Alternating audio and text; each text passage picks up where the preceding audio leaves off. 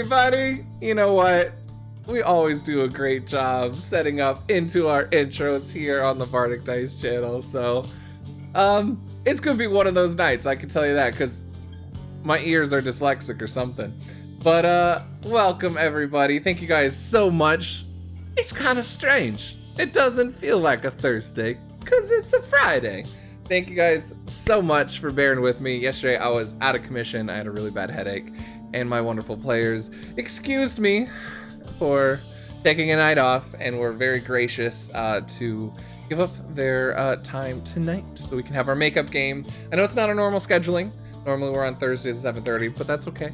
We're all just here to play D&D and sit around the table, have fun, and hopefully you at home, if you want to catch and hang out and chat, feel free to chat with us and talk to the players, get caught up on what's going on. If you're new to this channel, hello, welcome to the tavern. Cheers. My name is Bardicdice. I stream here twice, Wednesdays and normally Thursdays. Wednesdays is the the Wild Beyond the Witchlight campaign, which is the module one that we do on Wednesdays. Kind of filters off just casual hanging out, playing D&D and killing hags. Deely's in that one. It's super fun. She does the official art on that night. We have a lot of fun. And then Thursdays, typically we play this game, Fates United, which is my homebrew game that I like to play and bring you the story of. So super excited to bring that to you guys, and we are now on episode 50. So let me officially update the title because I didn't do it beforehand. So episode 50, big number, changing shores. We're finally going to go to Fusoaga, potentially, unless our players decide to steer the ship somewhere else. But we're excited to get into it. Quick thing, if you are new to this channel, consider giving us a follow. We have a lot of fun stuff coming up, some fun ideas once I get my own personal life and work schedule settled, that I'd really love to bring to you. So if you give us a follow, you can be notified when we go live. If not, feel free to give us a follow on our socials so you can see any changes, cancellations, reschedules, guest starring, etc., etc. Which I will be back on Yanch and Yona's channel tomorrow. I think they're streaming right now, but you can see it in our Discord as the guest player for Ronin Starbrand. It's a super fun time. You should definitely go check it out. It's super fun. And that being said, we do have a Discord if you are interested in joining. It's one of the most amazing communities that's come out of streaming and doing all this, and I love it so much. We share it with our sister channel, Marquee Gaming, which you'll hear about soon, the husband and wife duo that are both playing as a nice Zachary tonight. So consider dropping in the Discord. We have an amazing, amazing, positive community. We have artists and Twitch content, D&Ders, metal workers, cosplayers, leather workers, woodworkers, anything you want in between, and just a lot of people that lift each other up during the week when we're offline. We also have a channel on there called Fates and Fae. So if you want to react along and post up gifts, so like for example, there's a lot of people that probably won't be watching tonight since it's normally on Thursdays and they have games tonight. So if you want to put like player death reactions in there and make people think people died tonight, it'd be a super fun time. Just putting that out there. Like TPK stuff later. Yeah, it'd be awesome. So, if you want to be a little chaotic about it, let's see. But that being said, I think that's all the announcements I got tonight. You'll hear about Beacons of War coming up on Sunday from Mark and Rachel and some more other streams, but let's go ahead and introduce our amazing players tonight, starting with the one and the only Deely. Hi, my name's Deely, and also Raphaziel on the internet. Yeah, I do art stuff on Tuesdays and Thursdays at 1 p.m. PST, and it's super fun, and it's just mostly D&D art. And yeah, I do the art for Faye, which has been super fun, and I really like that, and it's just a good time. Mostly on my streams, I'm drawing my own D&D characters, or commissions sometimes, but it's just mostly a lot of Meikai. So if you want to watch Meikai being drawn, it's just a Meikai stream apparently. But yeah, come and hang out. It's a good time. Perfect. Thank you so much. So again, she is our official artist on Wednesdays for the Feywild one. Her commissions are open, so go check out her content on her stream and Twitter. But the other amazing artist on the channel, the one that does most of the art on this channel, you can see the tokens around the screen. Pip400, want to introduce yourself and who you're playing? I am Rachel/Pip. I stream on Marquee Gaming on Twitch with my husband Marquee. Normally on Mondays I do art streams. This Monday my sister's gonna be in town, so no art stream. Maybe I'll do something later in the week. I don't know. Guess it depends on how the week goes. But what? Oh, he's John's pointing to pictures I have drawn for them, which is so fun. So on my streams I work on commissions and different things like that. Like John was so hopefully displaying, and I sometimes will do my own art too. So, I play Anais, a ranger cleric who does not talk. The end. Perfect. That's a great way to introduce her. She doesn't talk. She doesn't. Hey, you didn't. That's what you need to know. Rachel doesn't feel like doing it either, so. Perfect. But heading on down to our second duo, the one who plays Kahuranji, the one with the boss art on the screen. Go ahead and introduce yourself, John. Hello, I am John, also often known or referred to as Deely's husband, and I play Kahurangi. I am a Kalishtar fighter, Rune Knight, which has been super fun to play, and we will continue to see how that goes. Yes, and I was pointing to show off the art pieces that were behind me. I was really confused where you were. I was just trying to roll with it. And Rachel's like, look at me, look at my art. I was originally pointing because I like to point and say, Deely's husband, but also pointing out the fact that I had some great art pieces done by Rachel at Pip Art. Definitely worth the commission. Throw a shout out to her. We have also a lot of other great artists and people in our Discord that is ran by the Marquee Gaming and Bardicdice crew, and also all great people worth taking a look at and enjoying the wonderful pieces that they put together.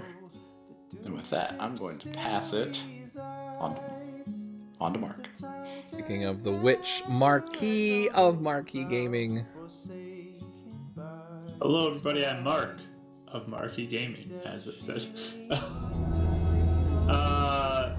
So yeah, we do D&D on Sundays. Beacon's Aura, Mike plays in that game as well as Rachel and Rachel's sister. We just got to 70, which is crazy. So that's super fun. And we're kind of at the halfway point of the campaign, so it's pretty exciting. Pretty exciting. I don't like it. What a pueblo. Story's gotta end sometime, but it's gonna be fun. But here I play Zach. He is an ASMR sorcerer/bard, and he talks sometimes really nice and sometimes really sharply. So that's how he talks. Yeah, I'd like to add in everyone's how they talk into the descriptions. I think this is actually quite important into our... I didn't introduce... I play Meikai, who's a tiefling monk, and she talks too much. It's alright. And last but not least, speaking of the amazing artists that we actually have some new merch in our store. It is super awesome. We have a new mug for our new Fates crew now that they trust each other and work as a crew. But also we have these amazing, amazing dice stickers in the flesh that Deely is holding up by the one and only Amara Baxelin. You know her from Arcane Sundries and the one shot that we did over the New Year. She's amazing, and she did some amazing art. So definitely go check those out. Those are only going to be a limited edition, collector's edition, whatever you want to call it. So once they're gone, they're gone. But they're super cool and awesome, and super thankful for the art that she did for it. So. That being said, you know what, guys? It's been a while, and it's been a few hoops to get through to play Fates United. How about we get into our game tonight, huh? Go to roll that intro Do it. for our game. Episode 50, Changing Shores of Fates United. Pull on threads of fate, strings of time, metal clash as they climb. Champions of the sky, sun, moon, ocean, ally. Seek the path where darkness hides, corrupting all the good inside. They will travel the hard way, igniting light through the untamed. Wilderness won't disguise the elements sent to destroy the fragile weave of destiny. Just one of the many evils sent to break the world. Protect them as legend unfolds. Pull on threads of fate, strings of time, metal clash as they climb. Champions of the sky, sun, moon, ocean, ally. Seek the path where darkness hides. Bring light to where evil abides. Come on, roll the dice. As heroes take the fight.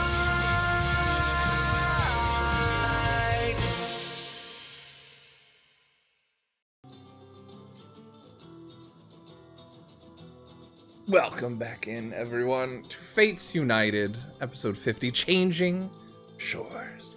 Last time on Fates United, a couple weeks ago, so hopefully I get all these details correct.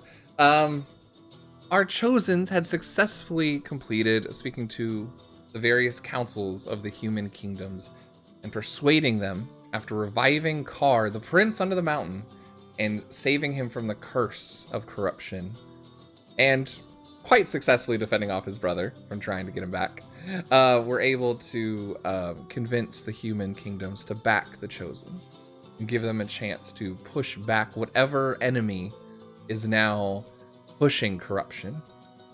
Each kingdom having its own issues and increased activity of corrupted monsters and activity and shadows in their own right. Our Chosens are on a mission to collect different stones, artifacts from the affinities, the ones that have given them their powers. Though they each have homelands as well that seem to be each one in different sets of worry or peril. Kahu specifically, who also wanting to go back to potentially learn this spirit realm walking, wanted to go back and speak to them, has also wanted to go back to Fusuaga, his homeland, and try to figure out what's going on there.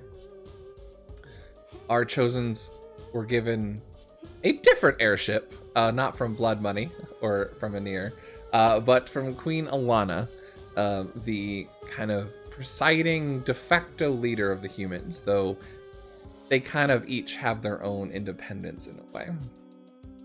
Using the airship, they did take a detour to go to New Otare with one of the representatives help Joarstin, one of the younger kids who is in line to become leader of New Otare. They spent a few days there and were successfully able to get the stone, the artifact from there quite easily, and spent some time looking around and realizing there is an issue with the water temple there. But Anais also recognizing olden versions of Elvish writing that she recognized from her father's work. Separating from Kar after a sweet goodbye. There's also another matter at hand, that Ergon, the Goliath representative that was very good friends with Kahu and served as a soldier alongside of him back in the war, did not make it to Kar's what should have been funeral. Zachary sent a message and found that most likely he is being held prisoner and unable to really speak by some elves. The ones that are now attacking Fusuaga and also have ties to Verdus, the elves that killed the rest of Anais' family. having this pressing on their minds, both Kahu and Anais had been on the lookout in this airship to see if they could find any signs in the air of an elvish camp, or even just of Ergon and his druidic bird familiar. They did not find anything, but all 4 of our chosens were visited in their dreams by their affinities. In what this world is known as deities who have risen and given power and taught magic to this world, that after every generation, after they gave up their own mortality in this world and are sitting in their own realms, have now given their powers over to champions, this generation of chosens. They were visited by them in their dreams and given inspiration or guidance on the paths that they might be taking. Ones that intersect and tie together these threads of fate that unite them. You guys all wake up out of your dreams as you had a dream together, all in the same place. You're not sure what it was. Was it a vision? Were you transported there? Were you spirit realmed there? But a scene of still water of all the different affinities standing out around you.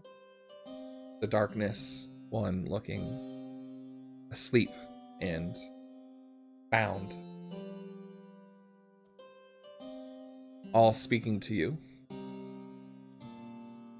calling you to go forward along your path. As you all wake up at the same time out of your rest, it is still midnight, or deep in the throes of midnight, or about 2 a.m. Anais, you wake up having fallen asleep, kind of in a vision, still holding the railing. Game is yours. Do you guys wish to do anything, or are you all going to just go back to sleep or go back to what you're doing? Kahu's probably going to head up to the deck of the ship. They were all in different places, right? I would assume so. I believe Maykai and Zachary, you both had gone to your rooms, if I can remember correctly. Go to sleep. I don't think we specified, but Exactly. yeah. Yeah. You each definitely had your own rooms on this airship. It's a very fine airship compared to the one that you had been on previously, though a lot of the... Though everything is nicely made, it's also simplistic. As if matching Alana's personality. It's not much frivolry. It is nice because probably some people made sure that it was made out of nice materials. And there's red and gold trim everywhere. But beyond that, it's not anything too crazy. There's the captain at the helm of the ship, an older human kind of with graying hair and just kind of a gruff, chiseled chin. And a few others on the ship that you haven't met yet, but seem to be working the other parts of the ship. Maykai and Zachary, if you want to be in your rooms or wherever you would have fallen asleep. Kahu, you had just split off from Anais, going to bed, falling asleep. And Anais, you were up at your lookout. So Kahu, you head up there. Maykai, Zach, what do you guys do? I'm just gonna go back to sleep. Talk to him in the morning. Yep, back to sleep. Sleep is important. Yeah, like, it seemed like an important vision. Night. What's one of those, like... No, I'm making fun of it. I think it's fun. I think it's funny. Okay. Oh. Sleep. Yeah, I'll kind of walk up there and look around, see if I see anybody. I imagine I probably see Anais. Okay, nice. You see a younger human, kind of like a younger boy, just sweeping the deck. He looks really tired, as if he's not used to the night shift. But he's kind of like going up the stairs and going up to the top part.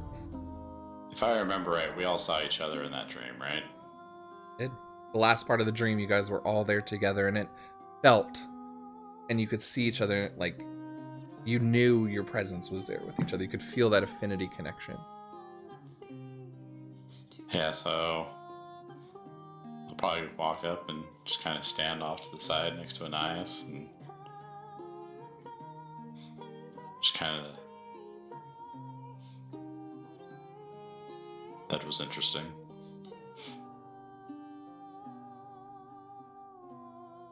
Yeah, and she's like still like looking out, like trying to find this bird. But she says in his head, "Yeah, I don't know if I've seen other people in dreams before. I know you all had that happen a few times." Yeah, I think this is the first time it's happened without me trying to go somewhere. Instead, I was brought somewhere. You think that means anything? Like aside know from whatever they said? I don't know if it does or not. I think there's more meaning in what happened to my dream before.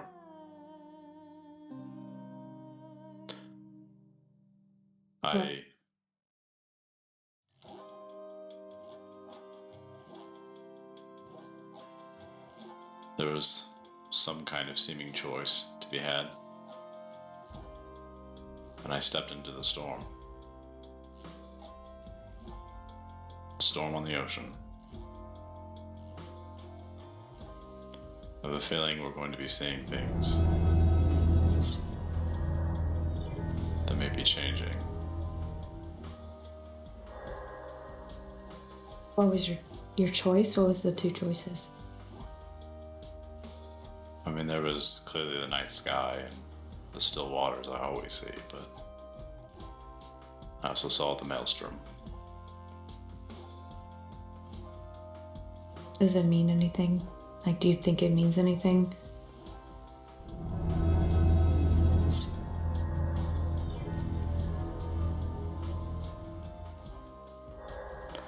I think it means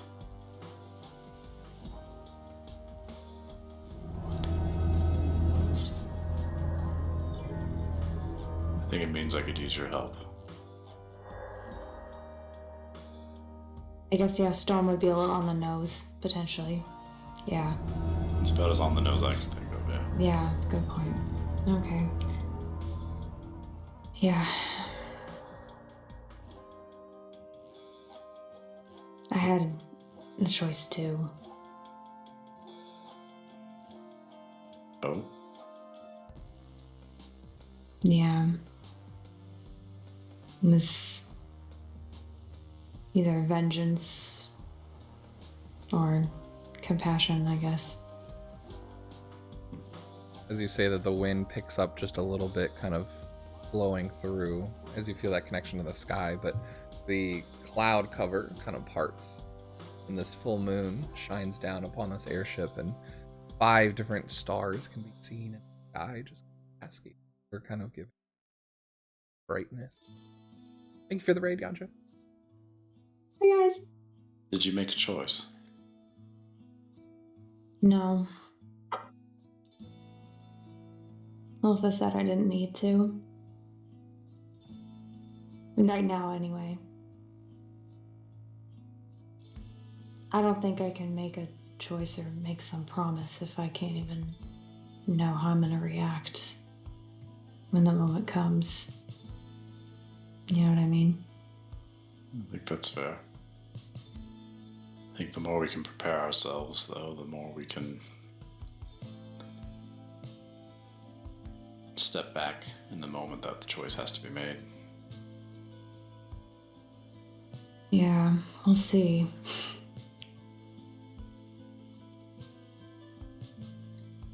Just remember that any wisdom I might be able to give,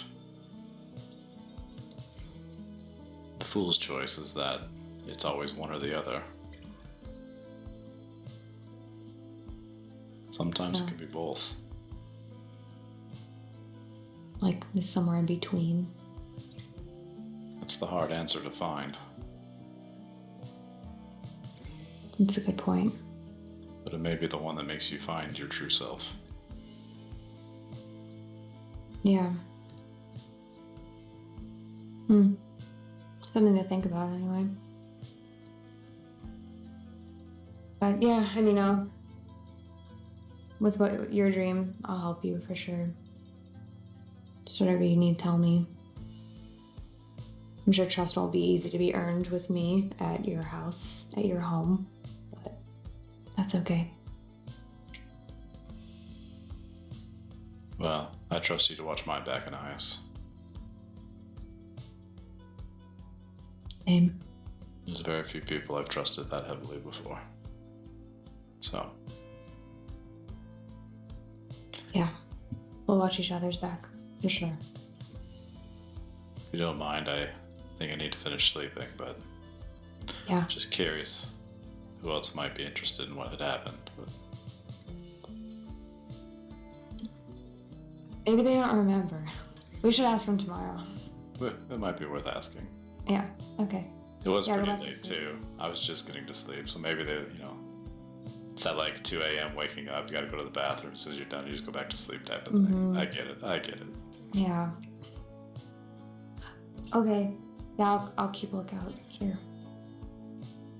Thank you. Mhm. Good night. Good night. I head back down to find my hammock and go to sleep. Give me affinity check.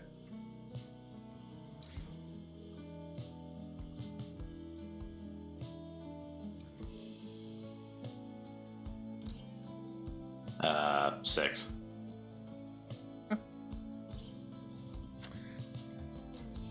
Gonna drift off to sleep again, thinking family, sister, Maleko, father, mother, responsibilities that's on her shoulders, Ergon, where he's at, questions that you have of the shaman, your birth, and the powers that you eventually nod off.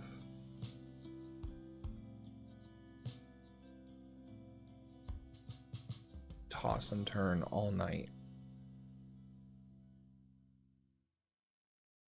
That moment you decided to disobey, or you went the other direction. And the fighting off that you guys had, you saved a lot of people. A lot of people died with your hand. With the cuts and the wounds that you received from that, both physical and emotional. You held her body in your hands. You just keep replaying that over again until the morning comes and the sun starts appearing off on the horizon, kind of waking your eyes. You are exhausted.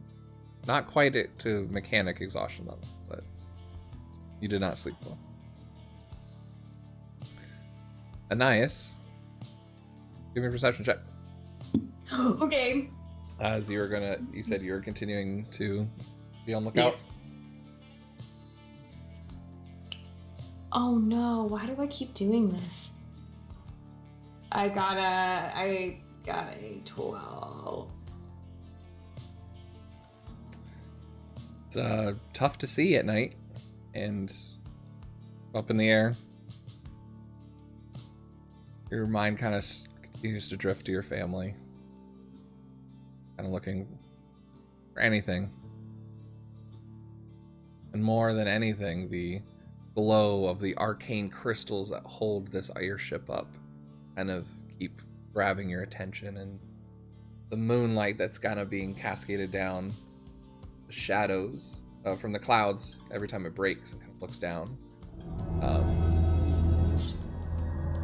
But morning comes, and unfortunately you still hadn't seen anything. Thanks, Smite.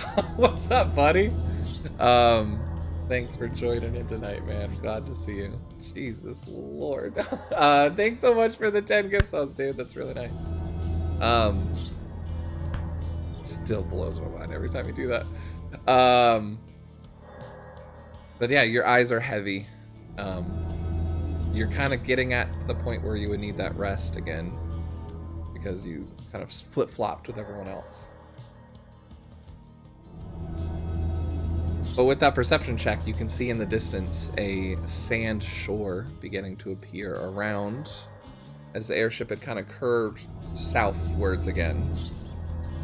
You could see the forests break to mountain, and on top of this mountain, well, you would know as being Fusuaga, the main site at the top where the Goliath and Kalishtar live. It's probably, give me a history check for you to see how much you would have known.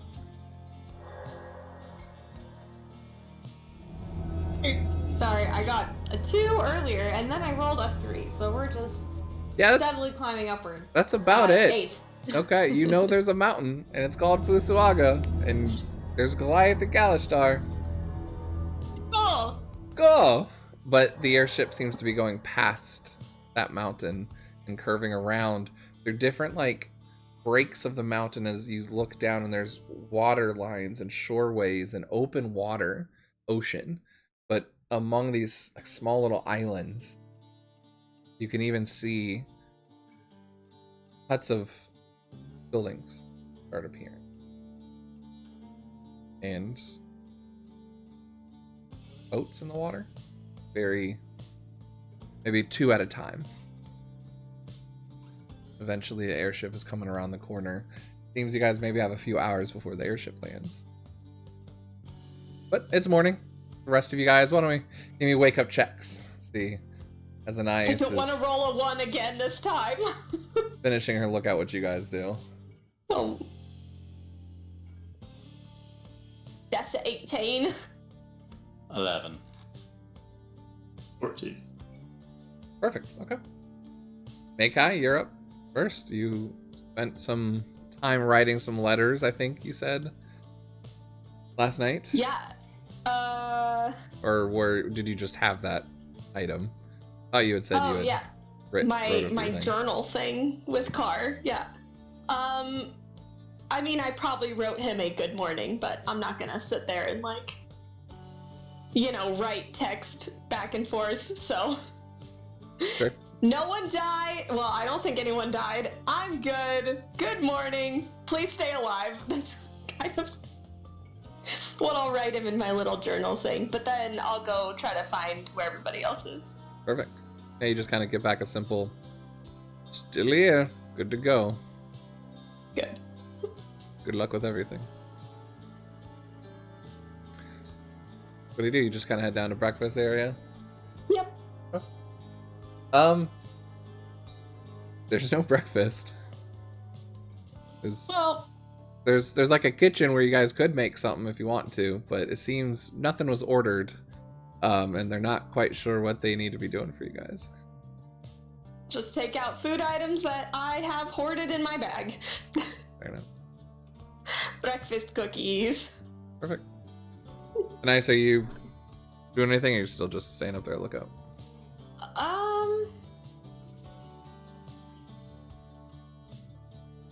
I guess I would at least stay up until, like, looking out until it's pretty clear that we're in an area where it's not like elves are going to be running around. Does that make sense? It's very clear, or at least they would be into Fusuagan territory if they were going to be running around. Okay. So as soon as it's kind of clear, like, okay, they probably aren't going to be hiding around in this area, there's no point in looking anymore, then I will go and, like, grab food or whatever. Okay, sure. Yeah, it's about this time.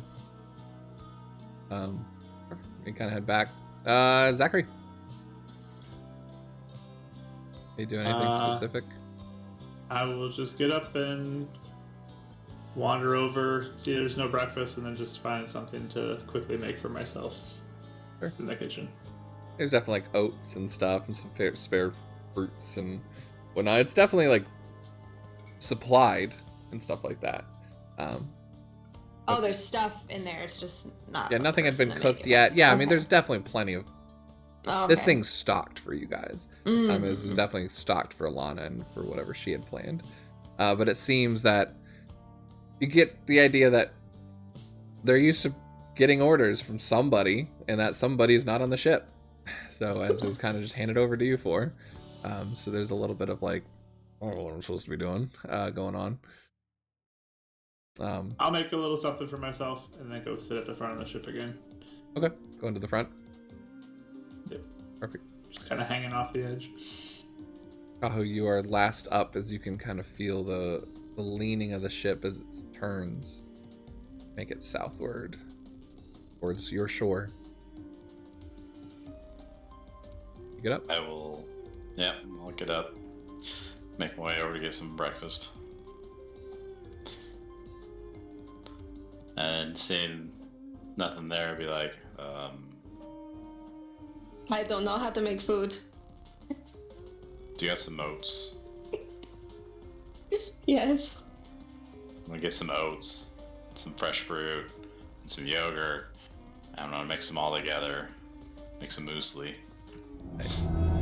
Definitely can make that happen, for sure. And then, is Meikai down there still, wherever the food's at? Yeah, that's why I just said that. Okay, just want to make She's sure. just sitting at the table eating whatever's in her bag. She has. Everyone give me a perception check then.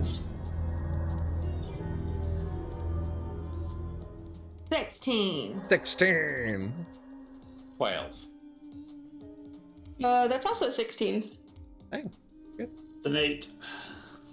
So kind of the little bit of on guardness you guys have, especially since last time you took an airship, a few shadows fly over and kind of grab your attention. But you can see landing at the crow's nest, 10 doves appear at the top there, and just kind of look down. A few poop on the deck, and you see the squire like, ugh, kind of go down. And that, my friends, is why they call it a poop deck. And he does not get out of the way of a second one, and just and then just splashes water, just walks away as he's trying to go clean himself up. But thank you, Dirkwood, for the raid and for the messing up our airship. Appreciate you guys. I'll walk over and do prestidigitation on the guy to clean him up in the spot on the ground too. I'll just do both real quick. Oh, thanks. Can you teach me that? That's make my job really easy. Can try. Are you magically inclined, child? I don't know. No, he like looks at you like the horns and all that. It's like, no. Sorry, I'll stop talking to you guys. My bad. And just like walks away. Yeah, so I'll finish up making my stuff, and I'll give some to Meikai, and then I'll make a couple extra bowls and bring them up top. See if Zach and Anais are interested in some food. I already ate. You can give it to somebody else or eat it yourself. I mean, I'm always happy to eat it myself. Dump that bowl into my bowl so it's bigger. Thanks for making food, Kahu. It's not much, but it's something. More creative than I get. I mean, the pocket cookies are pretty creative. Yeah, but they, it's a cookie, not for breakfast. Yeah, maybe not the best. And I was just looking at everyone, and then she just kind of signs. So, both of you dreams last night, huh? And I go to hand a bowl over to Anais as she's signing it. Thank you. Oh yes, there was a dream with the affinities, and every one of us was there. Did everybody else? Zachary, are you still at the front of the ship, or did you come I back? think we're all walked over we're all Oh, so you guys top. went Yeah, up there? we're Okay, all okay. there. Cool, cool. Mhm.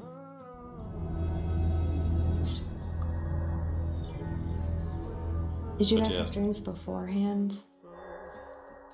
I just point to Anais. Beforehand. Like before this? Before you saw all of us. Yeah.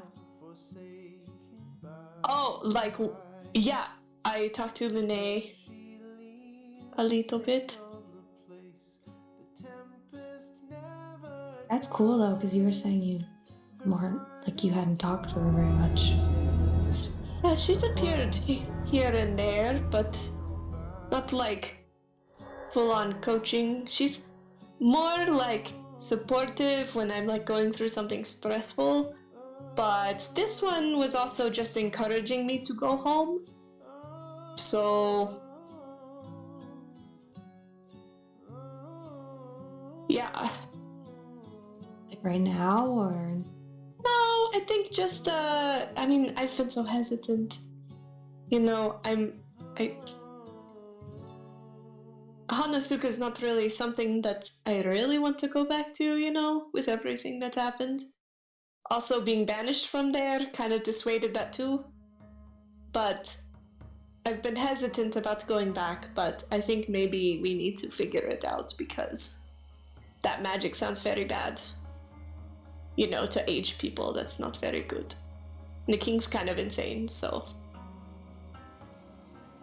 But not like right now, not next. That's still on the back burner is what they call it. Make give me a dexterity saving throw. Hey.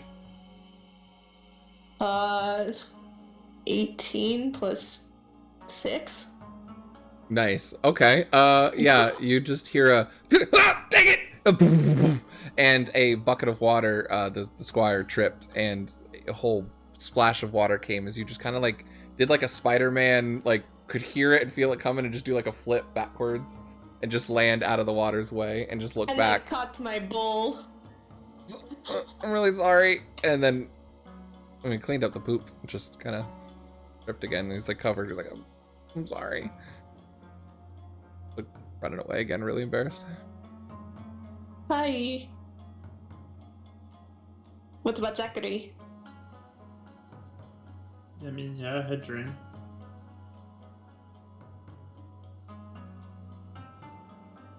you gonna like elaborate? Yeah, I mean.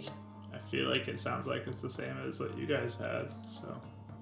Well, I mean, my dream, I had a choice of some kind to make. I didn't have any choice. Was yours also just like encouragement?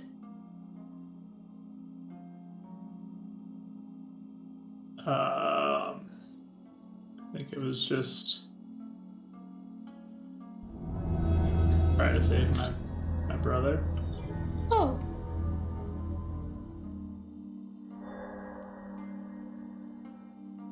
Does she Yeah. know like how to?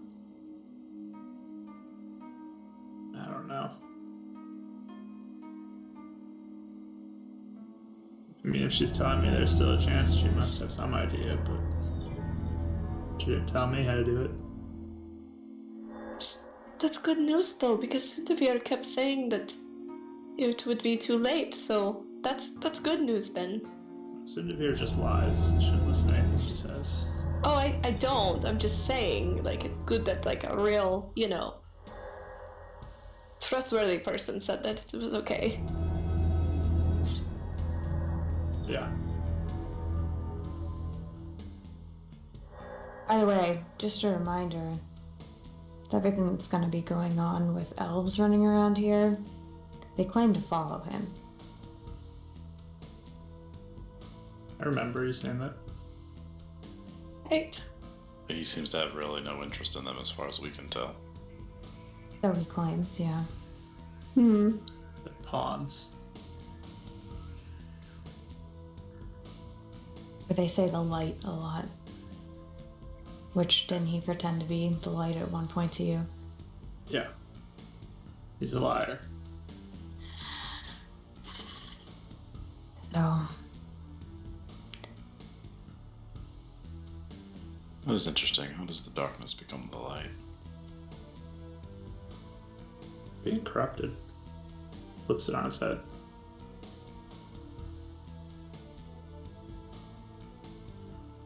That's fair. so what are we supposed to expect in your town, Kahu? Well, Meals. yes. Food is an important part. Lots of big gatherings. Big tables. Easy to get lost in the crowd.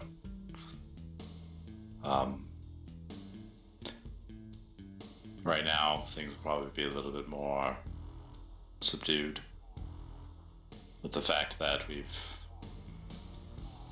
the potential of violence at times, based on what I understand of what we did the last time we were at war. Got a pretty big family. Maleko will probably be the one who's most excited to see everybody. He loves meeting new people. He's my little brother. Oh, how old is he? He's about... Let's see, he's probably about 12 right now. Oh. He's just about old enough to start more of the serious training as a warrior. So hopefully we can figure things out well enough. We can maybe spare him from having to be conscripted towards the front. How old does that happen at? Depends how dire the situation is. Hmm. Also depends on who's commanding. Well, aren't you in charge? Not officially yet. Oh. But even then, whoever leads doesn't mean that they have full control of every single division or faction in the army. They control the head, but it doesn't mean that you have to give some autonomy to everything else, right? Sure. Yeah. I'm not military trained. I guess that's fair. In order to adapt to what's happening in the field, you need either... The head doesn't always have the information of what's happening at the feet. And so you gotta let the feet have its ability to change and make its adjustments that it needs to do its job.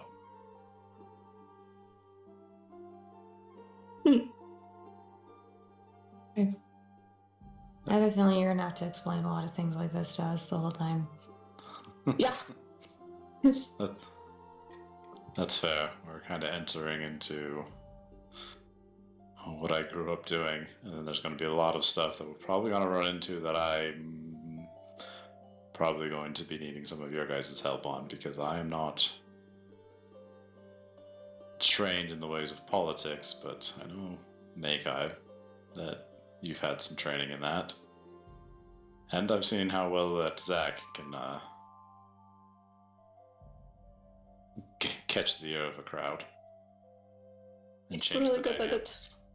it. Mm. Question? You do your mind thing? Does everybody do that? Is that like, you know, getting like groceries, you like go down to the market and like everybody's just talking in their heads? Or people actually talk?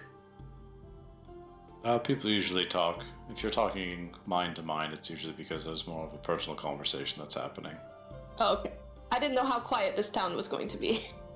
Oh yeah, you're gonna walk in there and it's gonna be dead silent. Silent, everybody looking at each other. Lots of snakes are around, so there's not even birds around to chirp. It's just dead. You just hear the shore walk. No, it's not like that at all. It's a normal town. People talk, people chat. You have to remember that, I mean, we work with the Goliaths a lot, and they don't naturally do that, and so we've naturally adapted to be able to communicate and work with them on a normal basis. So the town definitely thrives on trade as well, so it's quite used to new faces and newcomers. That's one of the strong suits of the town. And it's pretty big for what it is. It's not it's not like some of the towns we've been in lately that has these massage things that you guys talked about. No salons or spas. No, I mean everybody's got Or something. clocks. Mm. Yeah, clocks. That's crazy. the sun tells you what time of day it is, right? I mean, That's called a sundial.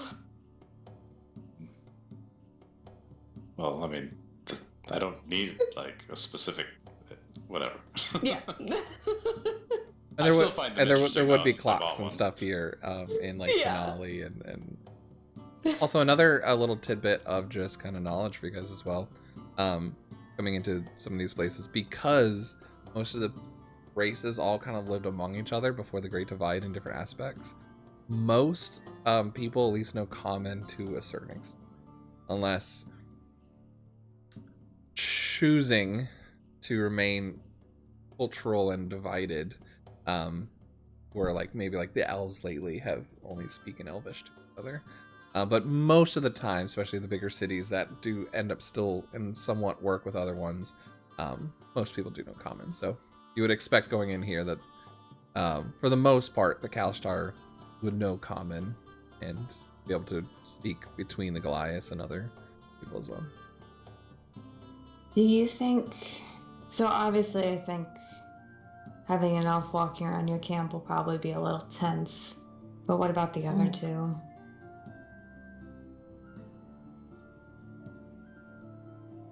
Oh, it'll be fine. We've had elven allies before. We've had elven enemies. We can beat them up if they say something. I'm just You kidding. can disguise yourself if need be. Yeah. I can. Yeah. You don't need to disguise yourself. Be proud of who you are. Oh. I mean, when it comes to this case with your family, I would rather not be disguised. Especially if things are shaky. Someone can see that, you know, not everyone's bought in on this. It might help. Very well. Yeah. I think Anais will be just fine. Okay. I think there are more rocky roads for us to traverse that are due to my past than there are for anybody else's base.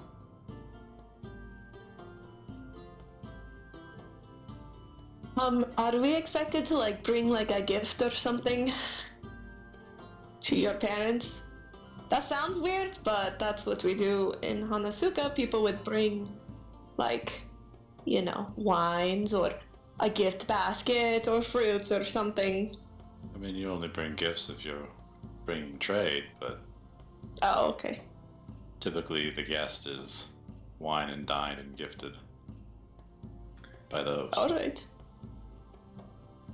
Nice. Give me a either nature or affinity check. Then. And actually, Kyle, you can give me a nature check too with advantage. You're kind of coming back home. You know this area. It's all on fire. Everything's burning. I'd say 20. the other two, you kind of have your own climates where you guys are. It's a little different.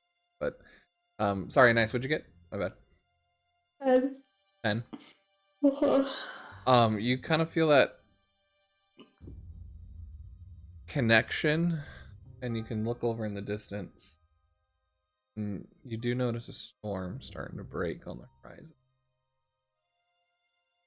You're not sure which kind of storm it is. Too far away. Tahoe. You look over and you can see the sun rays and the beautiful day that this today is looking like. But do you know this place very well, and you can feel the shift in the wind? A good thunderstorm is coming in. Or a big Like a normal rainstorm. one? Yeah, normal one. But it feels like it might be in the afternoon or so, or late morning before it actually hit shore. Is there anything else that we need to know for your place, Kahu? I mean, I feel you guys know how to. Just be yourselves. talk with people. There'll probably be a number of people you'll meet who love to live and love to laugh. You'll meet some people who are going to be quite good artisans, and they are very proud of the work they do, and may feel abrasive, but know that it's the passion for their craft, and often becomes very focused on that.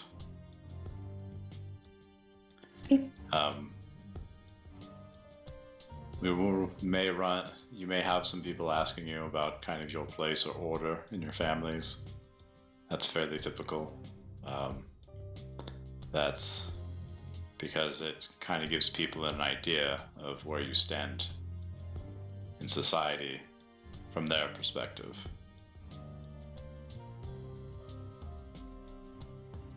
Hopefully. For me, for example, what would I respond? I'm an only child.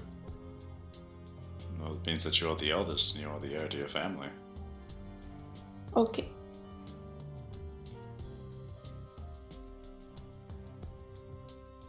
Aren't we all heirs to our families now? Like, Anais, you're the oldest, right? And Just Zach? think of that. Like a real sad way. Yep.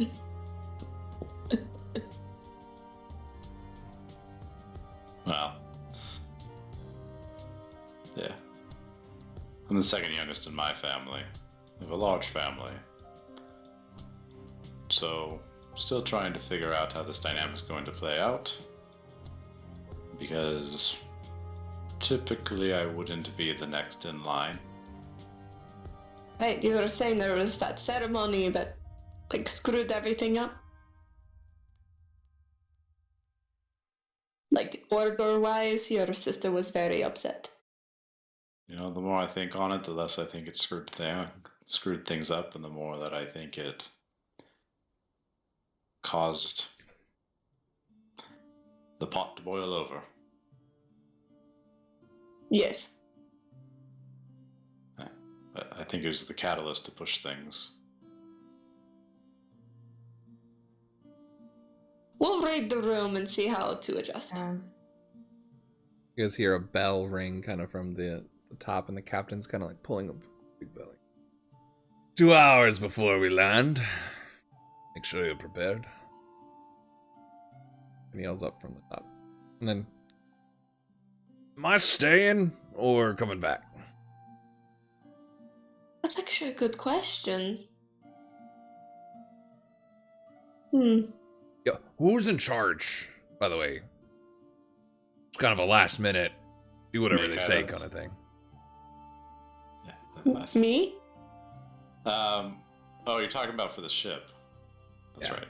What were you talking about?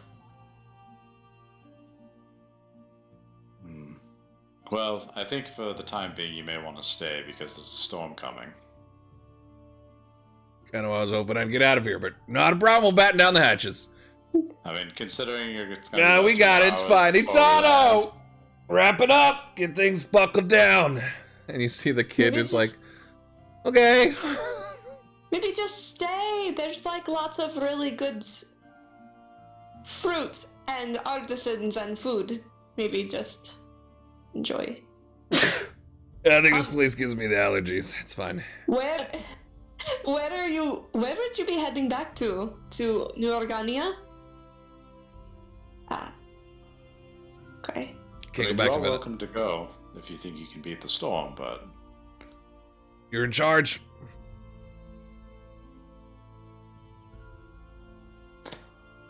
I'd say you should probably wait out the storm and then head your way out. Aye. Y'all. Yahoo. Oh. Sure. What's his name? Oh yeah. May I have your name, Captain? I apologize.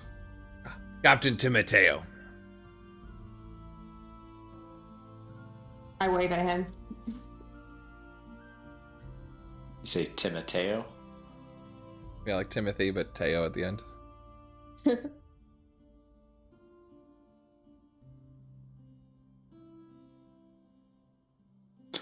I do appreciate you getting us out here. It's much quicker than other methods of travel typically have. Fine by me. Getting paid by the queen. Go wherever you guys go. Bro, deep pockets. It just kind of goes back to what he's doing. Like, as if like he wasn't even paying attention to you guys' conversation. It was just, that's my announcement. That's it. Like, he doesn't care what you guys are doing. I think I would, unless they had anything else to say, I was gonna go down and get ready just because I've been up all night. So just get cleaned up and get my stuff together. I'll probably go get ready as well. Yep. I will go sit at the front of the ship again. Yeah, nice. Are you trying to stay up? Yeah. Oh. Because it's not like I can sleep, so. Yeah. If it's only a couple hours, there wouldn't be any point. So yeah, I'm just staying up. Okay. I'm going to say by the time you guys hit mid-afternoon or like noonish, you're going to have to start hitting some con saves to either get a rest or stave off some exhaustion. Drink a Sounds monster.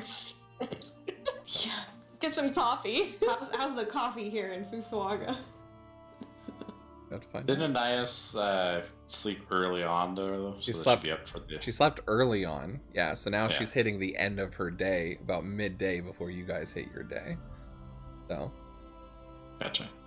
so she's trying to time it so the lookout would be fine, but now you're getting into a point where she's pushing herself to get to the end of the day for you guys, or she's gonna Yes, have then to we can all rest. get out back on the same cycle, potentially. Gotcha. But yeah. Which, I mean, even if you get exhaustion, that night you would lose it, sort of thing. So, Yeah. Yeah. She doesn't care. She's done this a lot, so. Pulling a Reddit, alright. Yeah. Us elves, what can we say? Yeah. Perfect. So, is there anything specific you guys want to do in the next 2 hours as the airship, again, slowly is descending a little bit, and you can now see these shores of beautiful tan sand starting to appear, kind of where it was more of a rocky edged, and there was like a main river area that was kind of built with I don't know why trebuchet gets stuck in my mind, but on one side Gravnica kind of had like a lot of like almost like a wall and a lot of like guards, and then on the other side it just kind of ended with like rocks and natural things where a lot of the ships were coming up and down. The ships would slow as most of them are coming from New Atare. Very few interacted or coming down this way towards this side. The island is really, it'd be Radishan, Fusawaga, and anyone going to Hanasuka most likely goes north and then back down if by ship. And you're typically not taking a boat to Celestia. Celestia seems to stay on its own a bit. So, what you can see are clear waters now. Beautiful ocean. Every so often a raft of fishing boat with little ants on it. Some diving into the water, going fishing. What look like ants from your angle. Oh. I can see your face, and I'm like, all right, what look like ants? Fusawaga's Wow, I weird. can see really good with these eyes. Get that land. And as Yeah. you're coming down, which you guys had noticed on the north side of Fusawaga was a very dry and desolate, rocky sort of landscape with like a dry desert, sort of dying wood and forest, is now a beautiful, vibrant greens and purples and reds of palm trees and exotic plants and just beautiful just environment here. Anyone just staying up on the dock while you guys are traveling and looking out? Yeah, I'd be doing that. Yeah, I think once I get ready, I'll do some of my practice exercises, and then I was just gonna stand up there and enjoy Cool. the scenery of the ocean and the shoreline and everything else. The clouds are starting to roll in different spots, not like storm, but just like kind of making partly cloudy certain parts of the sky. Anyone that wants to give me a perception check as you're looking over the horizon towards Celestia, and you can barely see where Radishan would be in the shadow of Celestia, and then the mountain where Hanasuka would be on the opposite side in the valley. 23. 24. 13. Perception checks, y'all. 14. Zachary, you can see Celestia off in the distance, in and out between clouds. There's that little bit of homesickness there. Anais, still looking out for different things, but the noticeable different type of climate here. Obviously, whatever is happening, the water and storms are staying on this side of the mountain versus the other. Makai and Kahu, as you guys look out and kind of look over Fusoaga, Kahu, you can see the various clan kind of huts and villages, if you want to call them, but where the families kind of congregate in different areas. You know where different outposts are for fishing and soldier, you know, like for war and for stuff like that. Some of them even hidden among the canopy. But you both tend to look up to the horizon. You can see as the ship is starting to descend towards the shoreline. In Radishan, the shadow and clouds are kind of covering dark and deep there. But what really takes your attention is these weird mists and fog that kind of seems to be climbing almost like slow hands coming over the mountain. Not real hands, but just kind of the wisps of fog just kind of drifting over. It seemed to be settled in on that valley and mountain line where Hanasuka should be. And Makai, you would assume you could see the capital here at some point. It's got a large tower, but it's behind dark mists. Doesn't feel right. Yeah. Okay.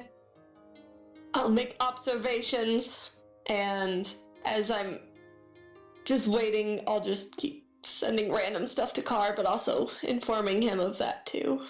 Okay. Just writing things down. Kind of don't get any response for a while. Seems busy, but yeah, that's fair.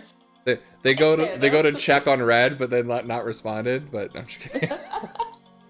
He seems like he's probably doing his own thing at the moment, but might respond later. Zachary, last night you did get a call from Sasha. You guys spoke a bit. Everything, for the most part, seems fine there, and he's doing it. Anais, you got the call this morning from Bry. Where kids and him are going out cleaning and weeding a lot of these new houses, trying to clean up the sites there. They got even some of the druids to come in and help. They're kind of doing a spring cleaning today. This is the nice weather. But the airship eventually begins to descend. Oh, there's that nervous feeling in your gut, that excitement of returning home, but wondering what you're going to see, as all of you can now see beautiful shoreline, and the airship kind of spots a large area on the beach for it to settle. You can see in the roll 20, maybe if I can get the audience to see a little better as well. One thing about roll 20, zoom in on. That's about as best I can do for now, sorry. Looks pretty. But on the far side is a large hut, kind of on a main area. Who you know that to be kind of like the main fishing and trade area, kind of where everyone, at least on this part of the island, and there's a bunch of different islands and waterways that come here, but this is kind of the main one that then leads up to the mountain. This is on the mountain, like the cusp of the foothills that go up straight up the Rocky Mountain. In the middle is more of a barracks, kind of for those on guard, for like a small little torch, you know, for letting people come in at night, but also just, you know, on duty soldiers at any point in case anything happens, is like your first line of defense. But the airship slowly comes cascading down, and all of you can see various Kalishtar of different ages, boys, girls, men, women, most of them looking up and gathering their children inside the huts. Curious of an airship landing. Kahu, you can actually see some of the soldiers grabbing spears almost in a welcoming way. Give me perception checks, everybody, as you land. Oh, thought I was muted. Another 3? Please tell me it's another 3. It was You need to literally go get a lottery ticket right now. Got a 3 as well. Me I'll get too. 20 as I'm jokingly doing. Wait, really? All of us got It's a 3? 9. My total's 3 because I rolled a 2 on the die. Yeah, I rolled a 9 total. I did too. Great. I got 13 total. Okay. You guys are kind of distracted by the guards and what's happening, and there's just a bunch of hustle of different people kind of either going inside or kids dropping their fishing poles and what they're doing and running towards this. But I will notice that people are gathering in weird ways, and I'll be like, oh, that's right. And then I'm going to grab my stone and be like, Mom's Kahu, about to land with an airship.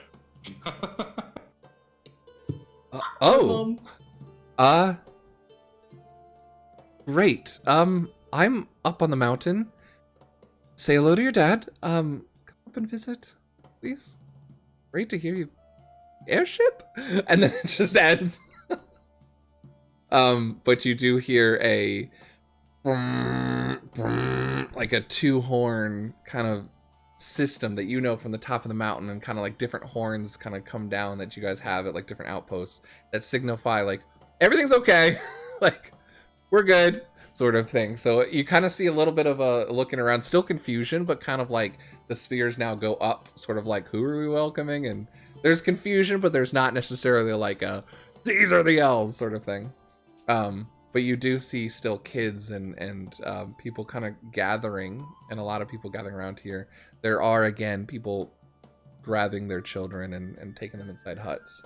But in the far corner, that top left, that is your father's hut and your mother's hut. Kind of your main family community hut, you could say. Whereas the different children have like huts kind of just in the forest in different parts of the shoreline. So the airship finally lands, and you just hear, yeah, I don't know what you did, but make sure they don't shoot my airship, please. That'd be great. Good luck. I mean, We'll stay here. if we shoot it, it'll only be a little bit. It'll be fine. All right, good luck. That was a joke. Okay, never mind. Mm-hmm. The kid's like, oh, it's like laughing, and then saw the camera. Like, but kind of lands with a deep thud as it hits the ground. The glow of the arcane crystals kind of fade. Zachary, you especially can kind of feel like a heat dissipate as the arcane crystals like stop glowing, and you can sense there's a bit of a dissipation of the heat on these different like metal coils that go around the ship. You guys are free as the boy runs over and kind of puts down a plank for you guys to go down and have fun. And he's just like still looking around like, cool. Like this place is really neat. You guys head down. Who goes down first? Welcome. I'll head down first. You can see the soldiers were there first. And then finally see you and like, how about a warning, Kahoranji? I apologize. I apologize. It's good to see you. And you know these four, they're kind of just various soldiers you've served with on duty at different times. Not really knowing too well, but just you kind of notice as a little bit younger than you that have come up through the ranks and are obviously on duty today here at the end. These guys kind of walk down. Everyone's kind of just awing and googling on this. Give me a dex saving throw as you coming down the ramp. You have to dodge a spear. 20. 20? Nice. Yeah, your like blind sense can just see a splash of water just kind of coming up to you from the bottom, and you kind of duck down. Who would be going next? going last. Okay. I'll go next. Make I give me a But dex saving Zach throw. going last. As Anais and Zach are both just like, Dodge nope, me. go ahead. Zach is going invisible mode. He's trying to be unseen as much as possible here. 23. Yeah, Kahu, you duck down. Make you duck backwards as just the water goes past your face. And you can see Maleko down here like, God, so close. And then he just runs forward and gives you a big bear hug around the waist. Aw. Kahu. I'll give him a hug back. It's a good try. Did you capture this thing? This is so cool. They your prisoners? What's up? What's going on? What's on your forehead? Whoa! What's that? And he's like looking at your spear. This is my friendship. That's what you call it, the friendship? Okay. No. Yes, it's friendship. I met a friend Actually, hold on. who has a lot of resources and is letting us use it for the time being. Chieftain comes with some perks. Cool. I like this. This is really cool. Hi, I'm Oh yes, this is Maleko. Hi. This is Hey. Makai. I'm Maleko. Hello. You can hear now like his voice is hitting that puberty level of like really like young before, and now it's kind of like getting that little cough thing going on. And the two back there that are playing hopscotch who wants to be last, that's Anais, and that one is Zach. And you hear your mind being linked to Maleko. Is she an elf? She is. She's a very good friend of mine. Okay. Hi guys, Maleko. You guys can notice there are now people recognizing the rest of you are not Kalishtar, and there is a bit of a quiet kind of looking on as some people are dispersing, but people are like grabbing nets and are like still looking over like what the heck is going on. Yeah, I'm going full introvert mode and trying to find the place to be, like standing where no one's really watching. I'll take a nice with me too if she wants to come. If you guys, Find, like a For the time corner, being. it's not super Maleko, safe, like there. You should definitely talk with Zach. He has a big family. Lots of love. Lots of cool brothers and sisters. so question for you. So like as the airship is landed and the ramp, there's like a semicircle of people around there. Like you're not being looked at unless you're not coming off the ship and you're backing up where you can't be seen. No, I'm just doing the thing where it's like you come down, but then you just kind of like stand in a spot that's just kind of like in the shadow a little bit. It's using introvert Yeah. powers. Yeah. That's fine. So you kind of being that wallflower against the ship, sure. Like, not drawing attention to myself, just standing kind of Sure. still and. You look Mark, I have around, experience. and though you're not maybe the center of attention, you're definitely the site of a lot of people's attention here. There's not really a place to get out of the way too much here, but most people seem a little bit more looked at Kahu, and one of the soldiers does come up. He's like, the same one kind of before. He's like, well, it is good to see you. Yes, my mother said that she's up in the mountain right now, but is my father down here? Yeah, he's actually in the hut, and as you look over, you can see your father just now leaving the hut and kind of walking over. He's got a little bit of a limp to him, but he's walking over. I will walk over to him. Oh, before you do, are we having visitors? And then, again, he's like connecting with you. You can sense like what are we doing with the rest of them? And what are we... They're my guests. Okay. And he kind of just nods in like quick understanding of like, you said it. And he turns around. He's like, all right, come on, let's go. Let's just spread out. Give them some space. Let's get back to what you were doing, everyone. And some of the kids are kind of still gathering around. Maleko, Kauz, you notice your dad. He just goes over and he goes, hi, Maleko, you're Zachary? Nice to meet you. What's that? Where are you from? It's a really nice neckerchief, though. Do you fish? Yeah. Are you a soldier? Zach from Celestia. Or are you like ruling class?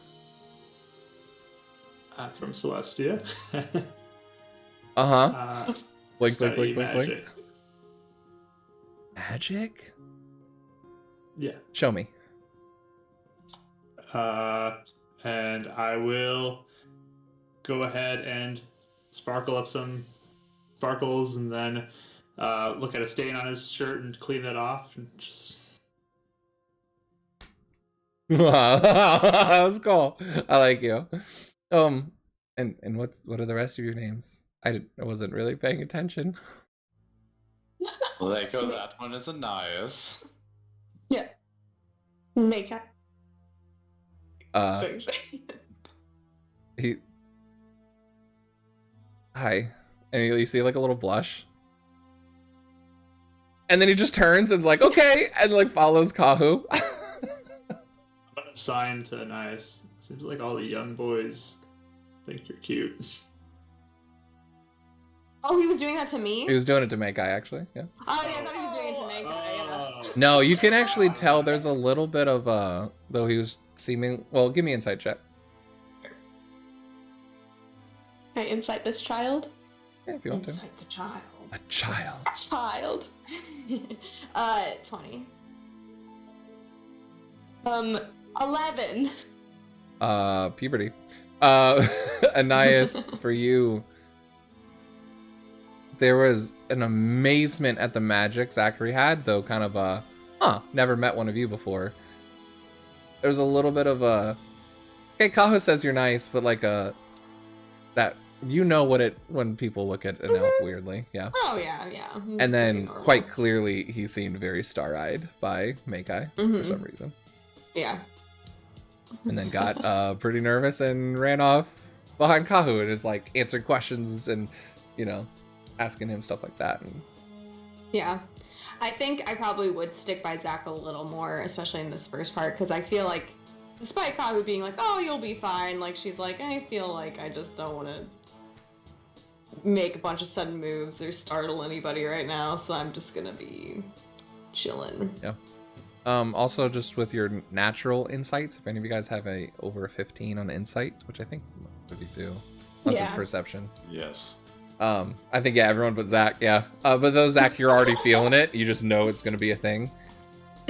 Some of you start hearing whispers of, "Is that on their forehead? What are they? Why are they here with Kahu?" Just kind of whispers of that. But what do you do? Soldiers are kind of like dispersing everyone, and gonna go approach my father, who's limping his way over. Also, you guys can see just a flap close on the bottom of the airship of maybe someone underneath, like, whew, like not sure the airship is okay, but you see the captain kind of like locking some stuff down. But yeah, so your father's kind of limping over a bit, but he has a smile on his head, and Maleko the whole time is like, hey, so like, did you fight anything? Like, what were you doing? Were you like killing elves? What you doing out there? How was the school? Did you learn anything? We did end up fighting some stuff. We learned all kinds of things. What'd you fight? Like a dwarf? Did you find a dwarf? I didn't. I fought some like weird shadow thingies multiple times. Yeah, it was pretty crazy. There's been a lot of shadow things around here, actually. Have there been? Well, kind of up to the north. Mom won't let me go to that side. I'm still in training. You know, whatever. Well, take the time to learn well. I'm learning.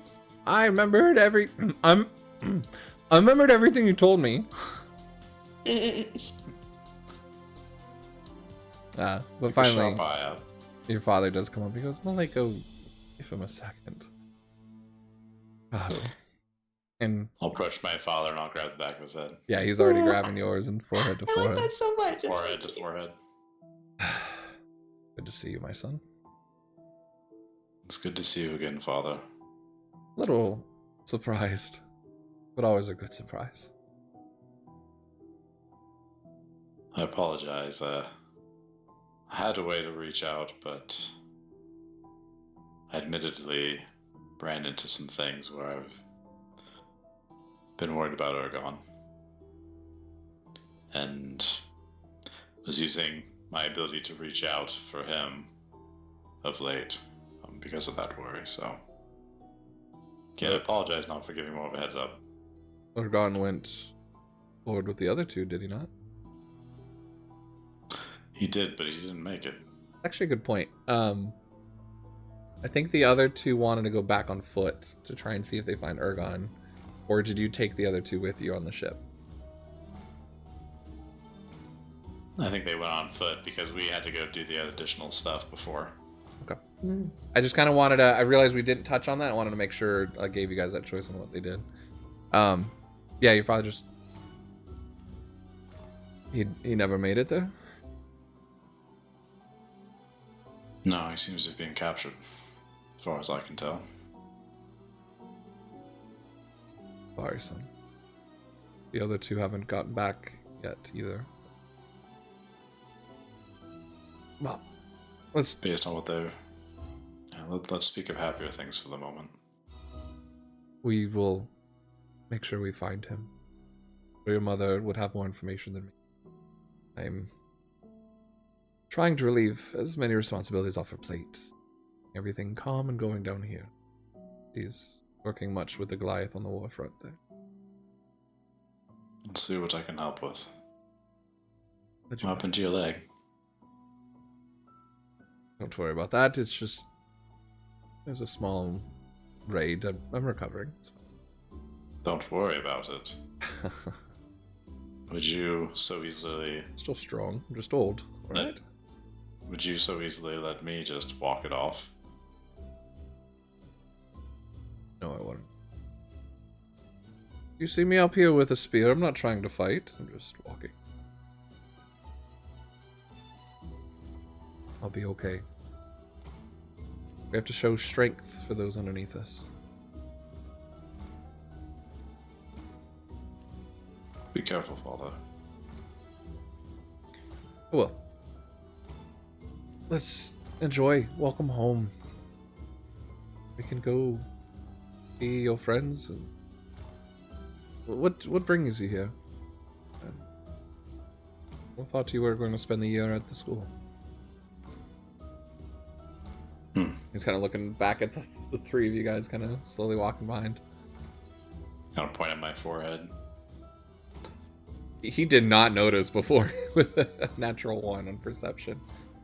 Yeah, he just kind of like dips down to the water and tries to begin to rub it off your forehead. You have gruff on there. What is that? The world just seemed to be changing at an accelerated rate. What does that mean? We didn't make it through the year. We seems the affinities are calling. Goes into mental connection. Goes, I am not as wise to the world that you have now been in. Stop speaking riddles. What does that mean? The spirits, the water. I'm talking back to it mentally. The water, the earth, the sun, the moon, the stars, the affinities, the realms.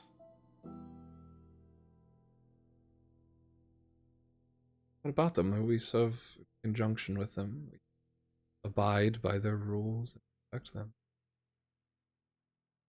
What does that have to do with that on your forehead?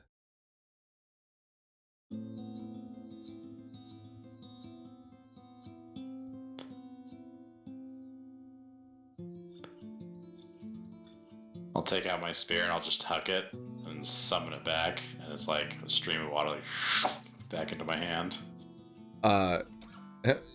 As you kind of throw it back there, Maleko seemed to have like almost caught a fish, and then as he saw that, was like, "Whoa!" and then like just dropped the fish. He was like, "That was for them," and then like comes running up, and both of your father and Maleko are just like, "What is this?"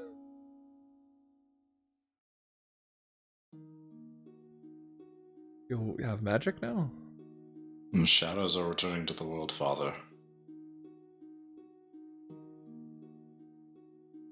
How far away are we? And did we hear when Kai was speaking in riddles at the beginning? Yeah, you guys would have heard. I mean, you guys are kind of like that awkward, like, like that 10 feet away where you're kind of like waiting for someone to have like the interaction, but it seems to be going longer, so you're just kind of waiting for it to end. Yeah. And then I'm just you clearly saw that like, oh, he's doing the mental thing that he does with Anais, where they kind of like they're talking to each other. Are you blessed by an affinity then? And then he starts looking at the rest of you now and noticing your foreheads. Hasn't It been seems- one here in a long time.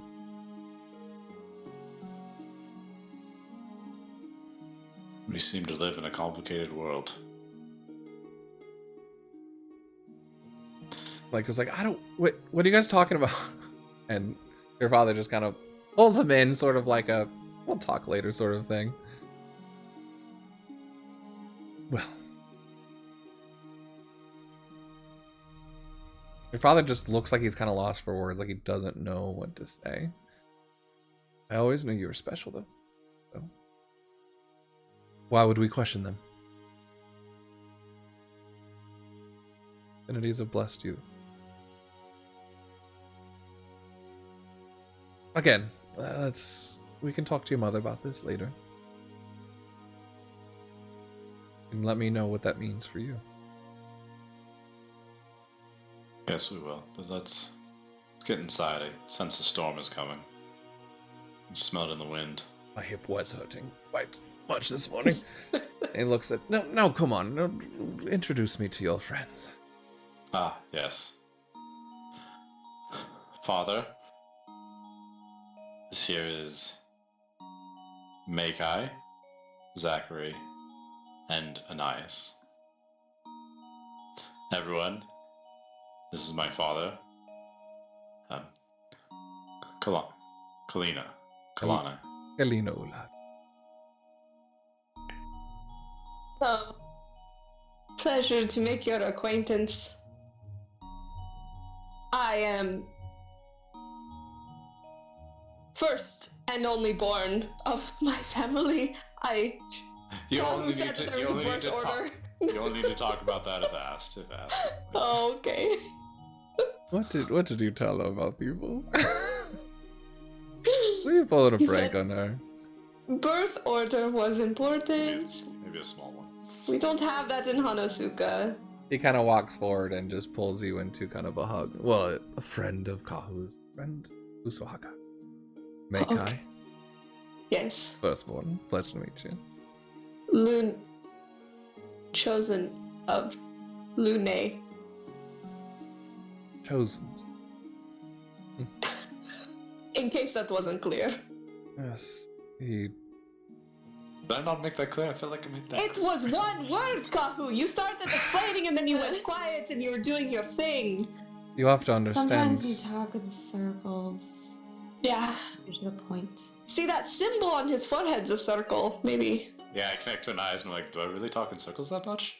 How many times do I have to ask you what you're talking about? Lots of riddles, analogies. Oh, The world spins. I thought. Okay. And- I'll see if I can fix that. A sky flyer? I see. Welcome to the shores of Ushuaga. Your name? He's looking at you, Zach. Guy flyer. Yeah. Okay. I was like, who is that? I mean, from the perspective of Fusuaga, they look up into the sky and see It's true. people living in the sky. Hi, I'm Zachary. Zachary, it is a pleasure. He goes to give you a hug. And he gives another look back at you, Kaho, as he's looking at Anais and back at you, and there's a very warm smile. You see that he's curious, but there's no judgment from Helena. Okay. And you? What was he asking? Your name? Oh, okay, yeah. I take out my notebook and just write and point to. Nice. Pleasure. And he reaches out and then pulls you into a hug as well. Okay. I accept the hug. Awkwardly. Yeah.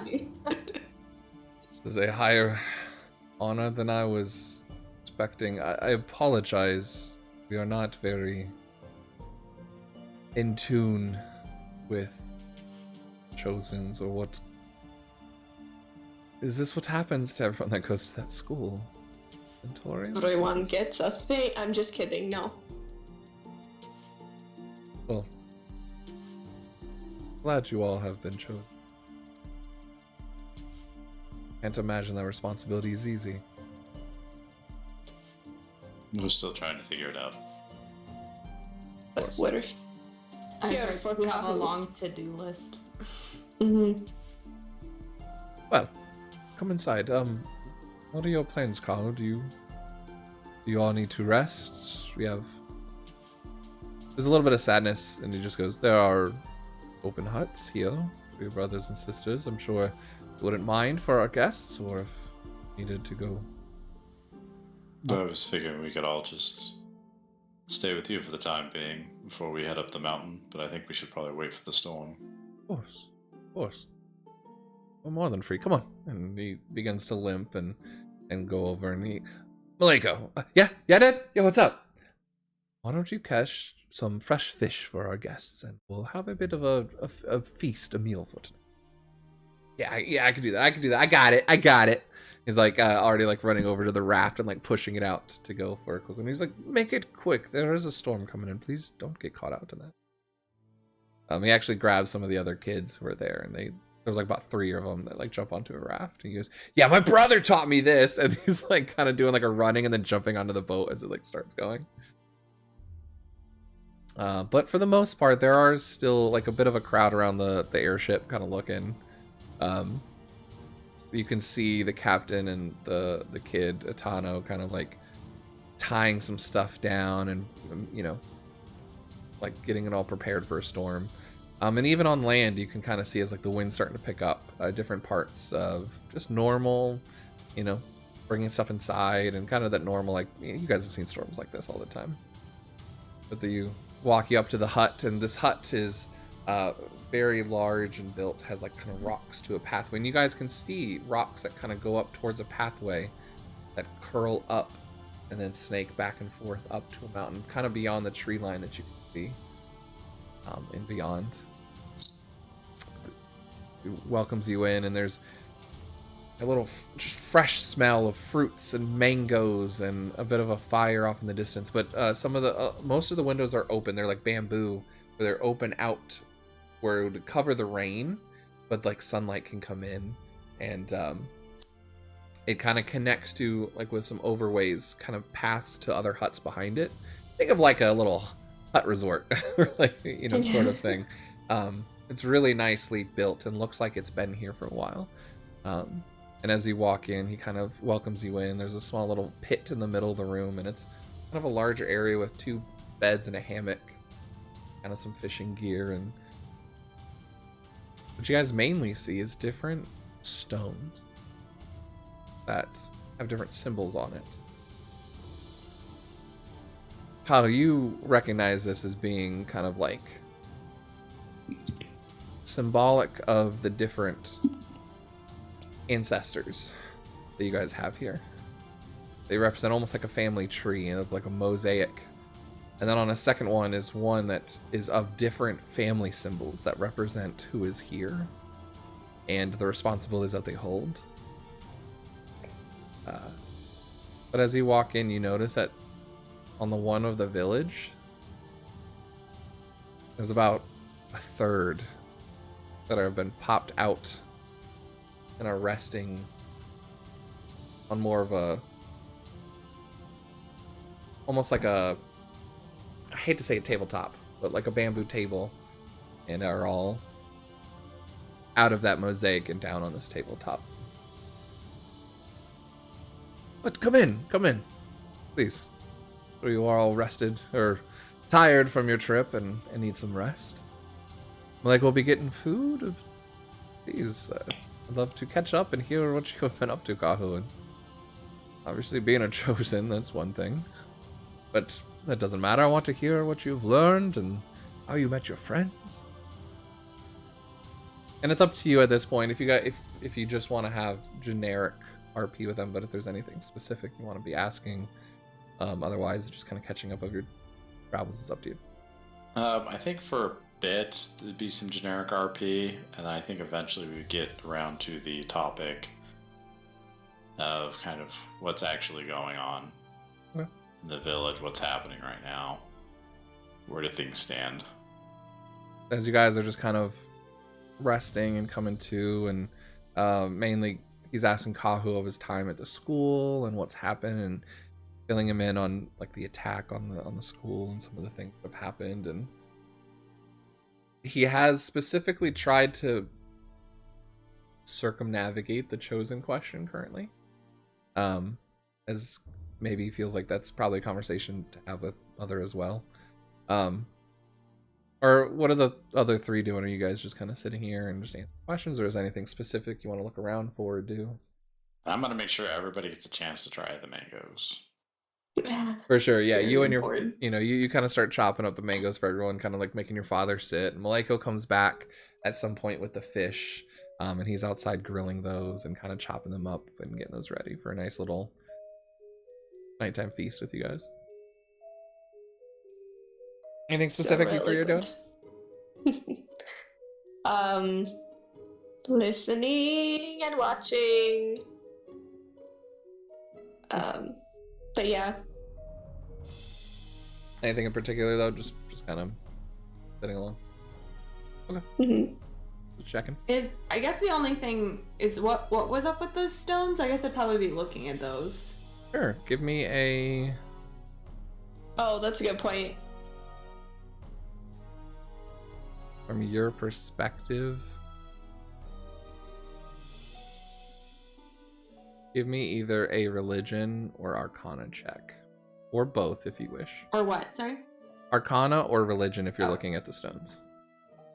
Since I'm rolling right now and your mic is clipping a lot, My mic? I'll just let you know. Okay. So,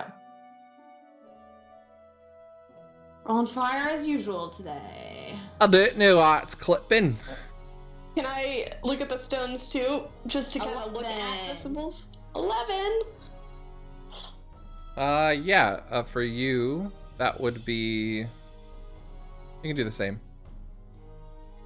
So what kind of roll is that? A nice Religion. religion.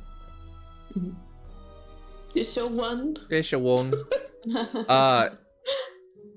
Yeah, this doesn't represent anything you're familiar with at Hanazuka. Go give me an Arcana roll as well. Nice. Oh, also Arcana? Yep. 17. Okay. Religion wise, or as you're looking at this, there hasn't been much. By the way, is my mic any better than before? Is it still clipping at all? So far, I don't know. I'll let you know. Okay, go ahead and just let me know. Religion wise, it's hard to tell what these are for. There's different symbols you would assume is Kalishtarian or Kalishtar language, or some symbols that represent something. You do recognize one tattoo that does seem to match up with one that Kahu has on him, and they symbolize more on the one that are like over by the fire and kind of on one side. The other one, you recognize one symbol, but that's it, as being similar to his. With your Arcana check, you do start picking up on some of these stones being similar in nature to some of the stones your father and Bri research. You get a sense that these are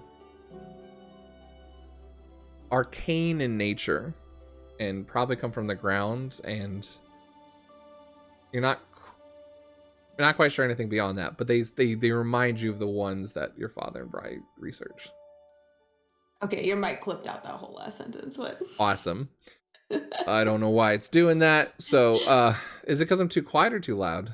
You know? Or is it just not catching up anything? I have no idea. There's just sometimes it's just not picking up on words you're saying. I didn't So like I don't know that. if like a suppressor I keep doing something or... Seriously. Yeah, and it might be like 2 or 3 words, but like I am trying to like. Amar said it's okay on the stream side of things. Yeah, it's so Discord. It's Discord. Interesting. It's Yeah. not the stream, it's the Discord. So yeah, Discord's clipping me, not my mic and OBS. Interesting. Yeah. All right, Discord. But I am trying to read your lips with what you're saying, so like I can tell the words you're saying. So I've just been like.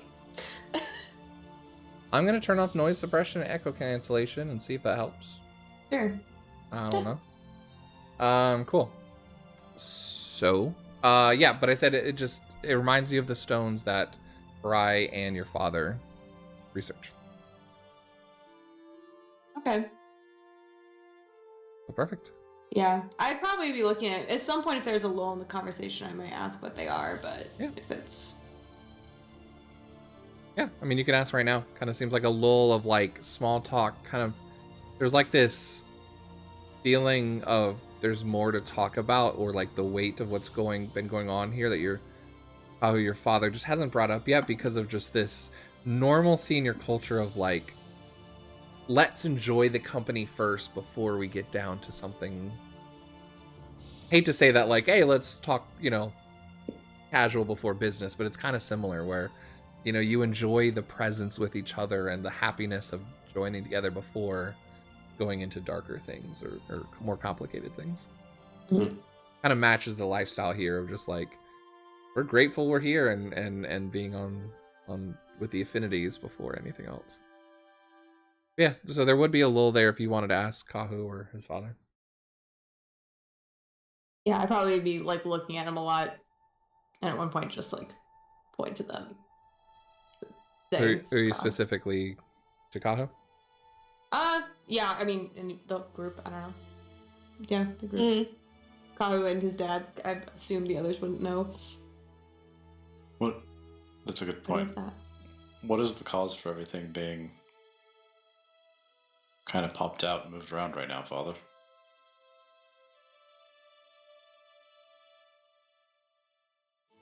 Oh, we force our responsibility, the Ulad tribe, to lead everybody. Those are the ones that follow your sister now. Do not live with us.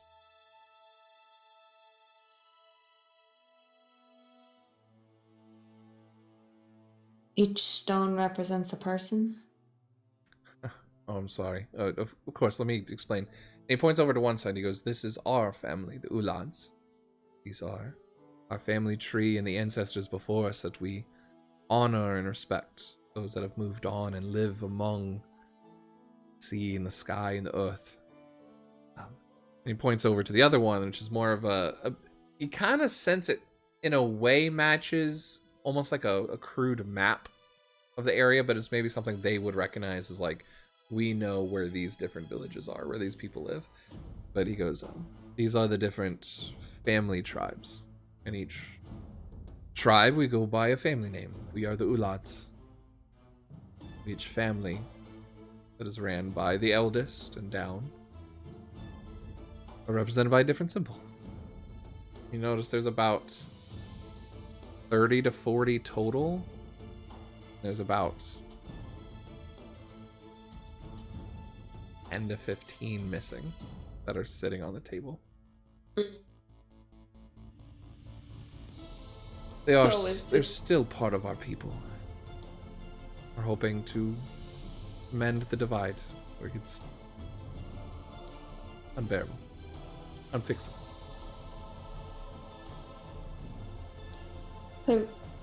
Kahu mentioned that this oldest sister was supposed to lead. I mean, is she just having like a bad time accepting that, or? The affinities, the spirits have chosen Kahu. Have a ritual, and Kahu, you have been chosen as the rightful one to take your mother's place. Though, for those that might, I don't know how you all handle things in your own homes and worlds, but here the eldest is the one typically to take over, and it's been like that for quite some generations. His older sister was raised expecting that. Affinities chose otherwise. She just took that very poorly. You have to understand, some people look to tradition and the rights of it to be, and expect that. It doesn't help that I've been one who's broken from tradition more than once. Father goes very quiet. Mm. That is not their Right. concern. Not their It's others. for them to know. Oh, your friends. You can tell them if you wish, but it's the others. It has no bearing on what the affinities have told you. You know that. Your worth is in your own actions. You have made me proud. See the man you've become and what you've learned already in such short time. You're not who you are because of what happened to you, or what you make of yourself. I'm Remember who that. I am because of the example you've always set for me, Father. Try my best. Have you told the others?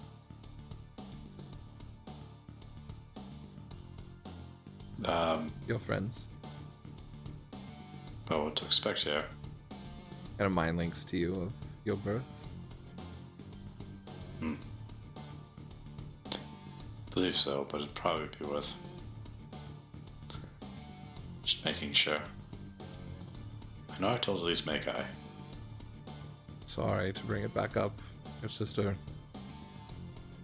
and many of the others in the tribe that follow her are using that as their claim to rule. What makes this fight so hard? We are divided. Only in our unification and our strength we've overcome in the past. Well, let's make sure that we're talking about this out loud for everyone else to be on the same page. Right, I'm sorry. They're just quiet. My apologies. Just sips like some drink out of a coconut. I don't know. Sign to Zach. Oh my gosh, is this what happens all the time? I'm so sorry. Then you hear in your head, sorry about that. And then, yeah, Kahu kind of turned to his father, be like, first problem is, I know I've talked to at least Makai about this, but my birth was a bit unnatural. And using dark magics of some kind. I was brought from, as my mother says, death, to where I am now, which is apparently why I actually have the eyes that I have. Very dissimilar from the rest of my family, as you'll notice as we meet more of them.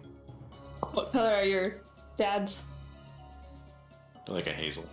Oh, okay. And if this is, I'm pretty sure he did tell us, so, but if I'm overstepping out of character with knowledge, let me know. But I sign / say, in Kahu's head, Didn't you say that it was Virtus that That's right. We have had this discussion specifically before. it has been a long time ago. Lots happens. It is, and I'm just wanting to make sure everyone's on the same page right now. Yeah. And then my father was also just mentioning that that's seems to be the main thing my sister is currently using to claim her rightful position. You can stop me if I'm wrong, Father, but I imagine that she...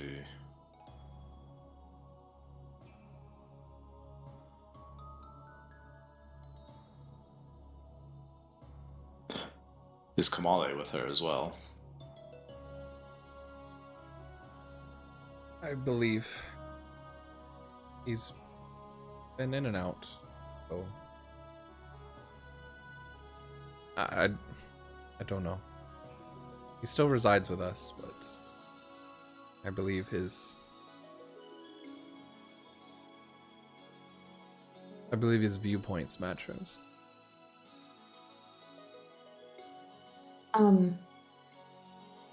Why would it matter with the birth thing? Like, what does that have to do with anything? It's traditional, cultural. Every Ulads have taken the responsibility of protecting this tribe and serving it ever since we were blessed with teachings and given Fusuaga here as land to protect it. The oldest is always served at the leading. The second, or the spouse, as I am, more of a spiritual guide, meant to help the others find their purpose. And down from there are where we know what our purpose is. Each person, based on the order that they're born and how the affinities decreed it, have their role. Traders, merchants, craftsmen, warriors, Sakaho. You can see it would be understandably odd for someone to willingly get behind a warrior who is seemingly brought right up to the position of ruling everybody. It's not traditional. I understand that. I don't understand why the other part of it she's bringing up. You said he was dead and he's alive. What does that have to do with this? People call that a miracle. I certainly do. Your mother and I would want it no other way.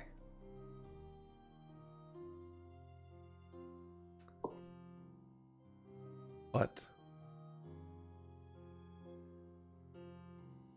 it was hidden, the method of how he was brought back, even from us. Sometime we brought him to the shaman and the Goliaths, and it was beyond her power. But it seemed that a shaman from the elves came to her, offered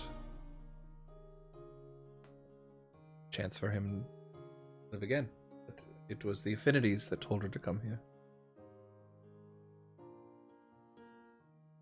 But What did she want for him? I don't know.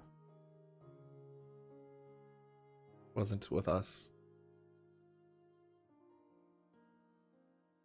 But we are just grateful that has lived, and he has been special. I see it as the affinities choosing him. You are chosen. I mean, how could the affinities be wrong? I like saying Kahu's head. Does he even know who she is? Man, I feel like I'm about to burst his bubble. Do you at least have a name of this? I mean, I wasn't even aware that it was an elven shaman that came and did this. A Do not know a name, but after your ritual, we went and spoke with Shaman. It was a secret she had hid as well. She knew that it would be seen as unnatural against the affinities in our culture, but the Goliaths don't have that same view on necromancy that we do. Oh, really fast. So basically what happened is they gave Kahu to a Goliath shaman, and the Goliath shaman was the one that found the elven shaman. You'd have to talk Is that to what her. they're saying?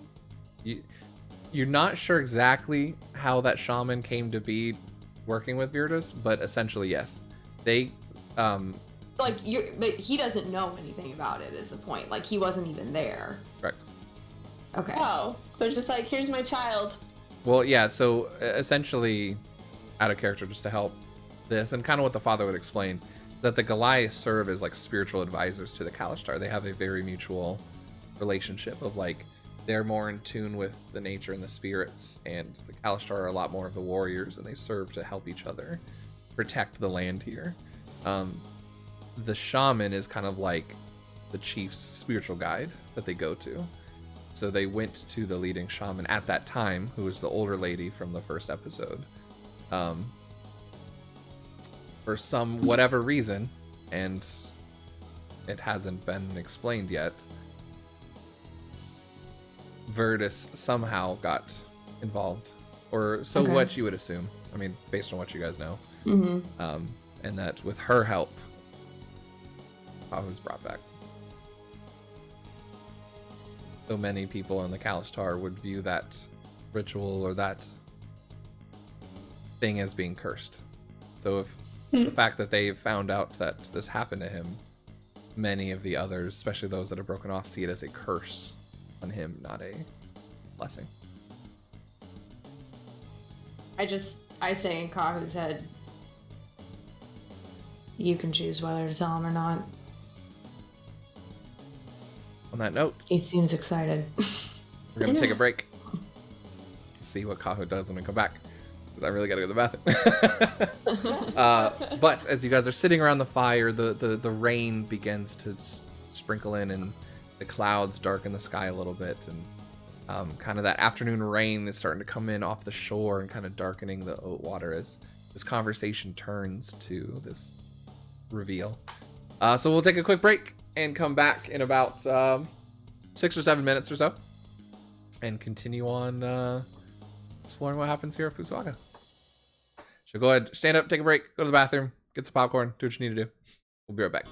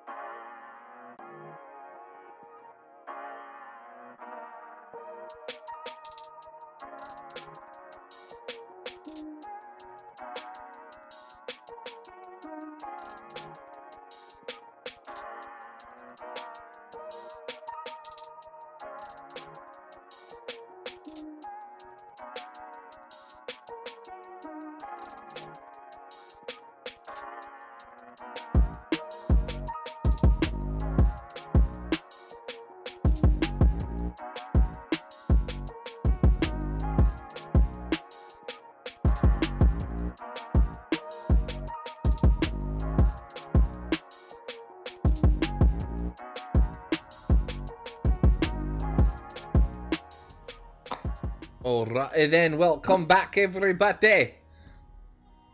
We are jumping back into Fates United, finally at Fuswaga, episode 50. Airship has landed and all of you have come inside the tent or the hut, and our dinner has been finished. Maleko has been kind of listening quietly and handing out grilled pineapple and mango and over some different freshly caught fish, and it's delicious. Crispy skin and all that you guys can pick out and eat, so that he gives you little like leaves and plates to eat off of.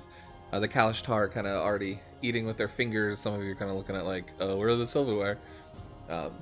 Seems very much more of a just nature-based, easygoing, beautiful lifestyle.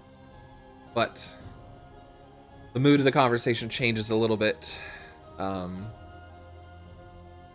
as clouds start coming in and the rain begins to sprinkle on the water, the ripples on the beautiful clear water. The wind picking up a little bit, but nothing too crazy. Just an afternoon storm coming in, and nice, you feel that prickle on your neck. And off in the distance, there's no thunder, but just kind of that heat lightning off on the water in the distance. You feel that connection to your affinity. Your father turns to you and connects to your mind. He goes, do you wish to have Maleko hear this part? Kind of speaking of like your birth and all that.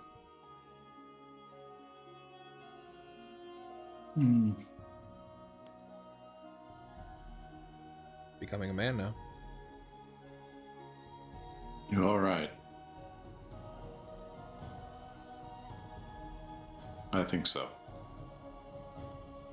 See him shift his attention to Maleko. I don't hear what they say. But just Maleko kind of nods his head and sits down next to his father. You see him saying a little bit more to his youngest and kind of putting his hand around his shoulder. But then he kind of turns to you and guys and go, you look like you're have more to say on the matter. Yes. I have a good feeling that we've met this shaman in our travels. There's a shaman, her name is Virtus. And she has done some pretty terrible things.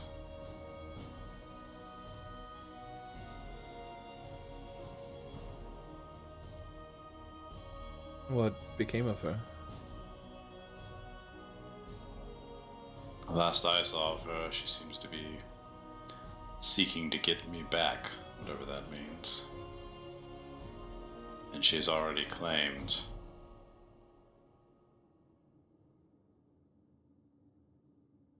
most of Anais' family.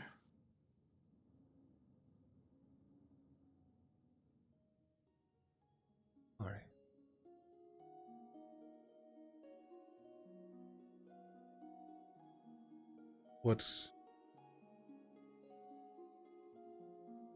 What can we do then to help? Nice is like writing something, and then she also slides over like notebook, and it says she also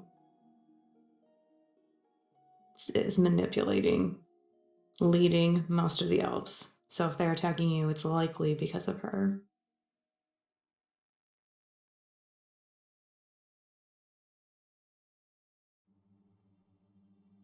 We've been wondering what has been pushing the elves. Their aggression is much more maligned and focused than before. We were at least able to barter with some before and offer food and shelter to some, but this is different. Do you claim the shaman is behind? At least from what we've picked up, we hear of a woman with golden eyes and gold on her face. Is that this woman? Anais writes, or I'll sign if it's faster for someone, whatever. But like, I'll sign for Zach to say something. But I can talk too, because I'm still linked up. Oh, you're okay. I wasn't sure how many. There's plenty of different ways to make it happen. No one else can pop in and out of me, but like. That's fine. Yeah. Very versatile. Cool. She's one of her agents. She has 5. I've taken care of. We've taken care of 2. They call her the ring finger. I don't know what she does. But she did something to all the leaders of the elven tribes, and now they're attacking your place. So.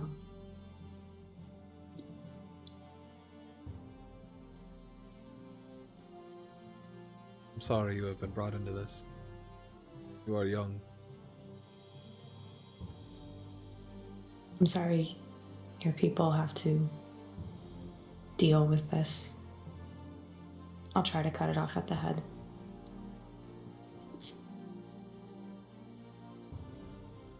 Spoken like a true warrior. Was that what brings you back here?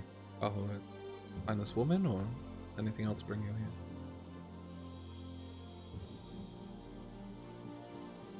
Reconcile my past. And we also need to bring the world back together. Zach was able to help convince humankind that it's time to break the walls down again. Oh.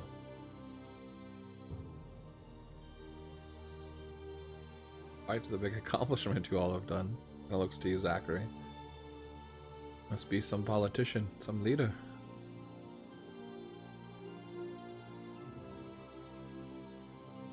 He's humble about it. It was a really good speech. But when he needs to be, he can move masses with his words. Do magic too.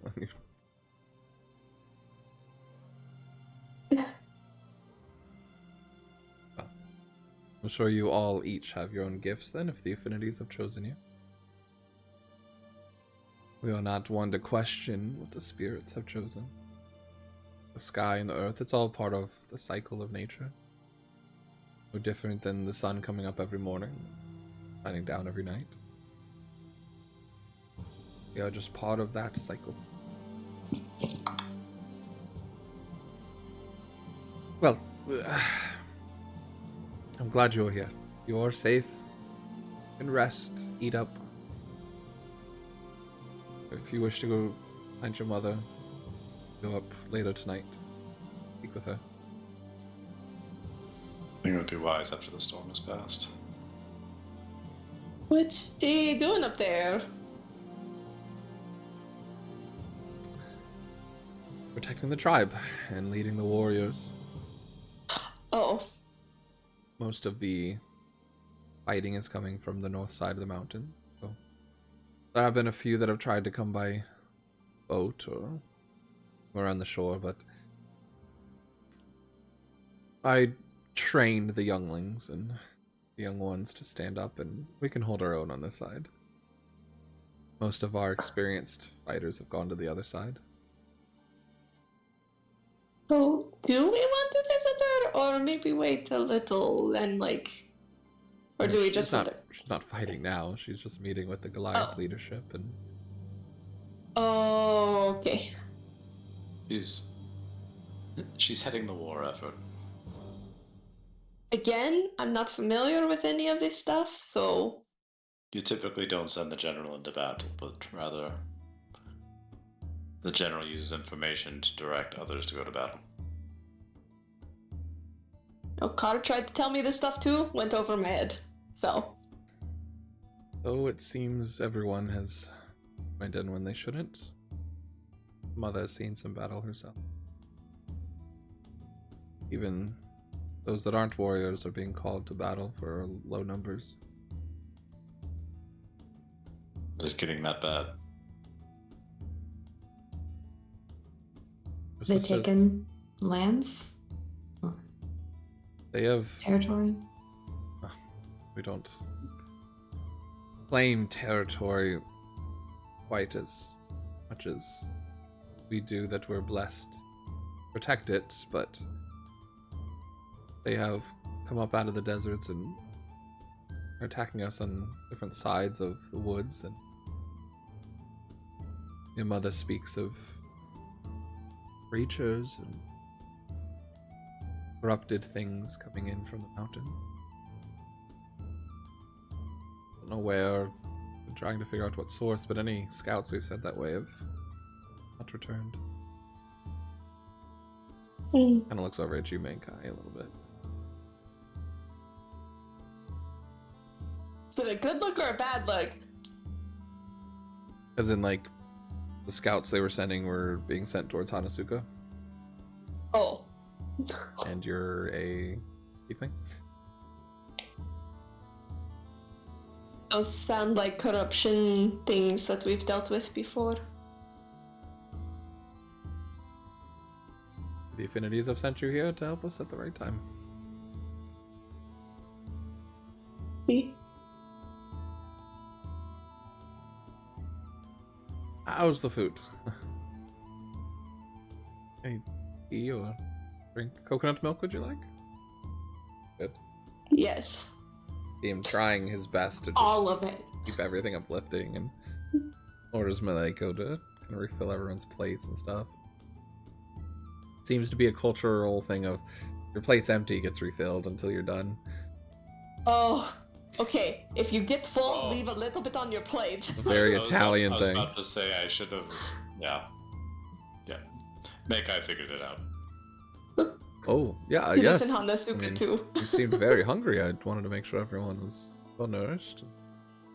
Yeah, Nice did not pick up on that, so she probably has like a full plate. She just looks like really overwhelmed, just staring at it. I'll just sign to her, like, just leave it, it's okay. It's fine, I'll eat whatever you don't eat. Oh, he'll reach over and grab something off your plate. It's right. Slide it over it. Except we have a thing where you, like, put your, like, napkins over, or you, like, cross your silverware on your plate. Like an X. Do not fill. Oh, that's smart. I mean, I guess we'd have to put our hands over it. I just puts his hand over it. I don't feel like that works. But yeah, like, Galena's, kind of laughing and kind of enjoying the conversation afterwards a bit more, and the rain does seem to subside a bit after another few hours, and it's starting to get into noontime and early afternoon by this point. Anais, the heavy food, the comfort starting to weigh your eyelids a little bit. Are you trying to stay awake? Yeah. What things to do? Constitution save. With the storm abating, should we start making our way? I'm making my way. Thanks. Nothing like a very long hike after a very big meal. And there was eyelids shut for just a second. Maleko's right there, taking your plate as right before it's about to fall, and he goes, I'd be more than happy to eat the rest of this if you're done. Oh, you cut You out. cut. Sorry. Yeah, no, as it was falling, Maleko kind of takes your plate. He goes, I'd be more than happy to take the rest of this for you. Kind of waking up. And I hand him the plate, like trying to wake up. Do you need any? Are you tired? Like whispering to you. She like just writes back like, I don't think I need anything unless you have something that makes you really energetic. He's like smiling. Do I see that? Give me a perception check. It's hilarious. Yeah, I do. 21. oh, do I have something for you? Yeah, you see his eyes light up, and you kind of look over what she's written. You get the idea. You might know what he's talking about. Go ahead and get some of it, but get it for the road, please. Okay, yeah, sure. Kind of like just running over to like this herb thing you have, and it's like kind of like a plant that's basically like a caffeinated sort of like something you chew and gives you like a surge of And then energy. I'll say in your head, Typically boil it, but you can eat it too. it is a bit of a walk to get there. Would you like me to carry you so you can nap on the way? This is just in your mind. I'm not saying this out loud. Yeah. No, I think I want to try this. Was it work? I mean, if you take a nap and try it, it'll kind of double up for you. Oh, I'm gonna send you a message. It works for a short stint. This is the plant of haste. Is it really? I don't know. I'm just imagining like the opposite effect of like a catnip effect. Like it makes you really energetic. The pupils widen. Yeah, she says, Okay, how about I try? I'm gonna try. And if I start falling asleep when I'm walking, then we can do the nap thing. I think I don't want to like fall asleep in front of your family. It's embarrassing. Well, I mean, you did stay up all night. It kind of makes sense why you'd be sleepy. And you can take the plant, but just know that if you're not ready for it, it'll hit you like a truck when it's done. It hits you like a carriage. That's a truck. You know what? They have cars here, but like nothing else. Wait, you mean like you just crash after? Sometimes you crash really hard, and sometimes you just get really drowsy afterwards. Okay. How long does it last? Depends how much you take. About 4 to 8 hours, depending on a half or full plant you eat. I know I'm kind of just been watching and listening. I know that they're having a mind conversation, but do we see this plant? Like, or are they kind of like Maleko's just kind of under putting the it. table? No, like Maleko, because he had asked Maleko to like get some. He's like putting it in a bag, and like when that has like nets, like typically you put in like boiling water, and like people would drink that. But it's kind of like just like plants for like a trip, and he's like putting together like folded food and stuff for okay. for you guys later for rations.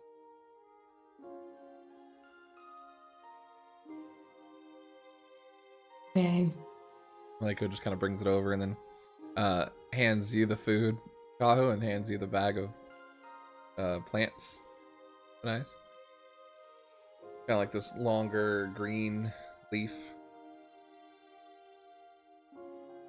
How long's a walk? The mountain. Couple hours. Yeah, it's a couple hours. Okay. I think we should be ready though. I'm just gonna take this. Like what if something pops up and then I'm asleep? What if something pops up after you take it Uh, and you hit the wall? Mark, are you talking? I can try to help you too how? with my magic. I want to see more magic. Unless you're signing this, you let me know. No, I'll just say that loud. Yeah, more magic. That's cool. Mm-hmm. And I'll look at him and I'll have blue eyes like the ocean. And I'll chain him back. I see that. No. Lee's just laughing. What did you see, boy? Nothing. It's cool. He's like staring at Zach now. I can try to help you on the walk if you want. Okay. I'm very stubborn, Kahu. I don't want to sleep right now. I need to be ready for any elf. Okay. Thank you, though. If you pass out, I'm carrying you the rest of the way, though. Okay, that's happened before. You're lighter than the backpacks I Yeah. took on hiking trips. I'm gonna put on my hat of disguise and turn into Maleko. He was talking about magic, just He was for like fun. turning around, like bringing in some fishing gear and like doing all this stuff, and he just turns you around and he's like,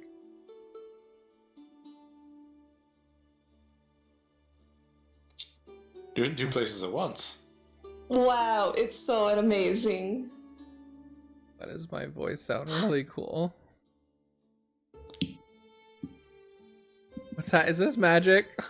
Like, you start, he's looking like really afraid all of a sudden.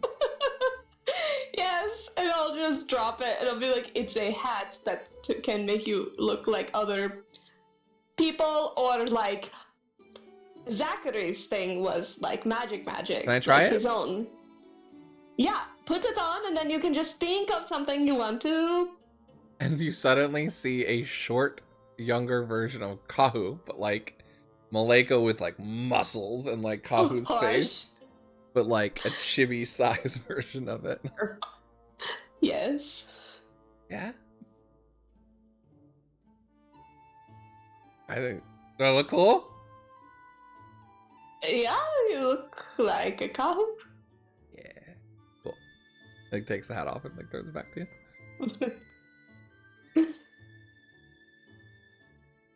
That was my Oh, that's true.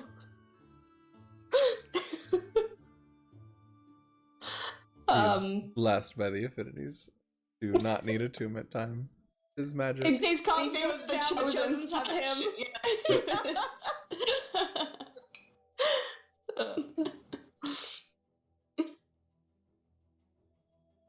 Perfect. Well, rain has ended. I might sit this one out. The trails have been a little tough on me. My hips, but Please do take care of yourself, Father. my mother was supposed to come down tonight if she could. Well, she's a little busy, but you guys are more than welcome to rest here, or I'm sure Elias could have some spare beds for you if needed up there. I think we should go up there tonight. Okay. We may meet here halfway down. Sure. Maybe we'll make a change of plans at that point, but I do need to find Mother tonight. Like, kind of gets up, like wincing, kind of like holding on to like a staff, and then walks up to you and puts his forehead to yours again. He goes, "Great surprise. See you again." I'll try not to make it a surprise every time, but I'm happy to see you as well. Quite an entrance. I'm very impressed. Yeah, Zach, totally convinced people to let us use it. I'm just saying. Over tongue man over here. It's quite incredible. Zach's like, stop looking at me. Well, we are very blessed to have chosen. It is a day for celebration. He kind of looks to all. Celebrations everywhere we go, apparently, lately. I mean, would you want us not to celebrate that you're chosen? I mean, I don't know the maybe last time we had one visit Usaga. I know I'm trying to wrap my head around it still and be okay with it. I'm not offended by it, but also, you know. We're trying to understand it still. Mm-hmm. How do you think it was for me? I wasn't supposed to be leadership. I was married into this. I understand what responsibility is when it comes on unexpected. I was just a fisherman. Oh.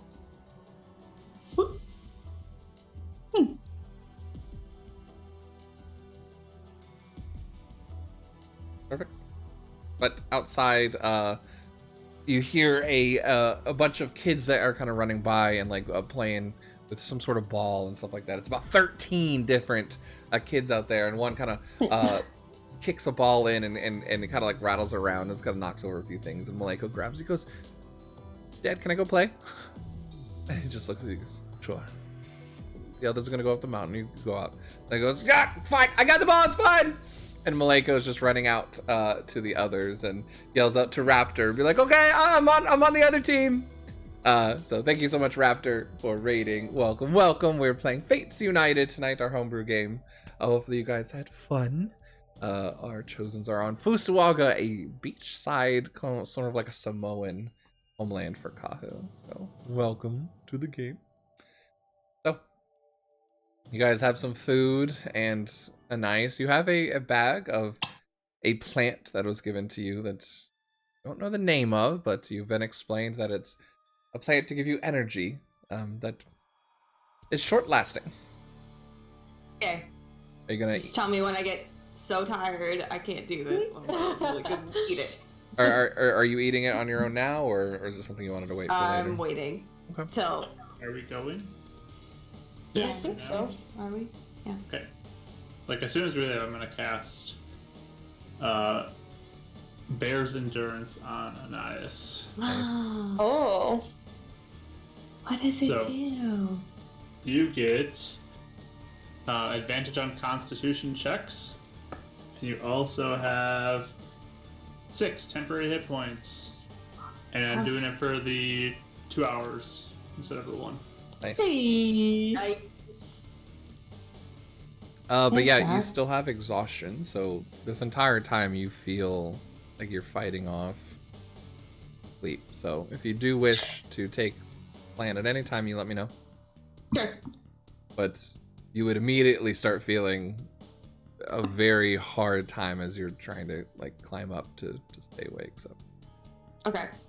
I'm really stubborn. I'm feeling really stubborn right now, and especially after all this talk with Curtis and the elves. Yeah. Just feeling so like she's just kind of so she'll take it when she's like, okay, I really, really need to. sure. So just Yeah. tell me when. Again, that's up to you. You are tired and you have a level of exhaustion, but Mm-hmm. I mean, you could power through. It's not like this is like the end of your day or anything. Yeah, I'm just thinking about the crash afterwards. So Are you saying you did take it, or? no, I'm trying to time it because there's a crash afterwards. So I'm trying to last as long as I can before I take it, so the crash doesn't happen at a bad time. You don't know when that crash would be. Yeah, you said 48 hours. Mechanically, yeah, but Oh, you didn't. from They didn't tell her that's that? not something they would know. It's just sort of like after a little bit. So yeah, you wouldn't really know how to time that very well. So it's up to you, whenever you want to take Yeah. it. No, not now. Okay, cool. So you guys kind of get up. You have food. It is about 2-ish, kind of the beginning of the afternoon. And nice, you have some bags under your eyes as the exhaustion's setting in. But you have the Bear's Endurance, so you do feel like you have a little bit of extra oomph. You guys start going up the mountain? Mm-hmm. Yep. Kyle, are you just kind of leading them yourselves, or are you trying to grab someone to escort you up? I'll lead them. I know the mountain decently well. Sure. Go ahead and give me a survival check. With advantage. I don't need it because I rolled a natural 20. Yeah, buddy. Powder knows his homeland. And I need you Thematic, or okay. one of the others to roll me a d20. So that gives me a total of a 26. For Nice. Okay. And who wants to roll the 20? Just roll it. Zach, roll it. Mark, roll it. Mark, roll it. That Mark. With your DM look. 2. Wait a second, you never rolled that. A You 2. asked me to roll. I did not volunteer it. Hey, maybe that's a good thing. With that 2, give me a d8. 8. Okay, perfect. You guys begin this trek up the side of the mountain. It's kind of a sandy trail, kind of starting to mix with like wood and sticks and kind of the underbrush as you start going up, and it's kind of winding back and forth, and eventually you get past the beach area into more of palm trees, and you can hear birds flying and things making sounds in the underbrush as you kind of go up, but it slowly gets steeper and steeper as all of you guys are heading up. Kahu, you know the easiest path up and the quickest path. You have a choice.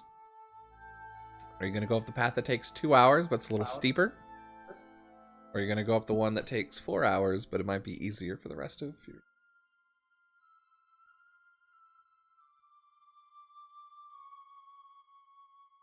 Knowing how I saw how Anais is doing, we'll take the easier path. Sure. Okay. So you kind of find a split in the road, and you guys end up walking past other huts and other villages that are about 10-15 minutes walk apart.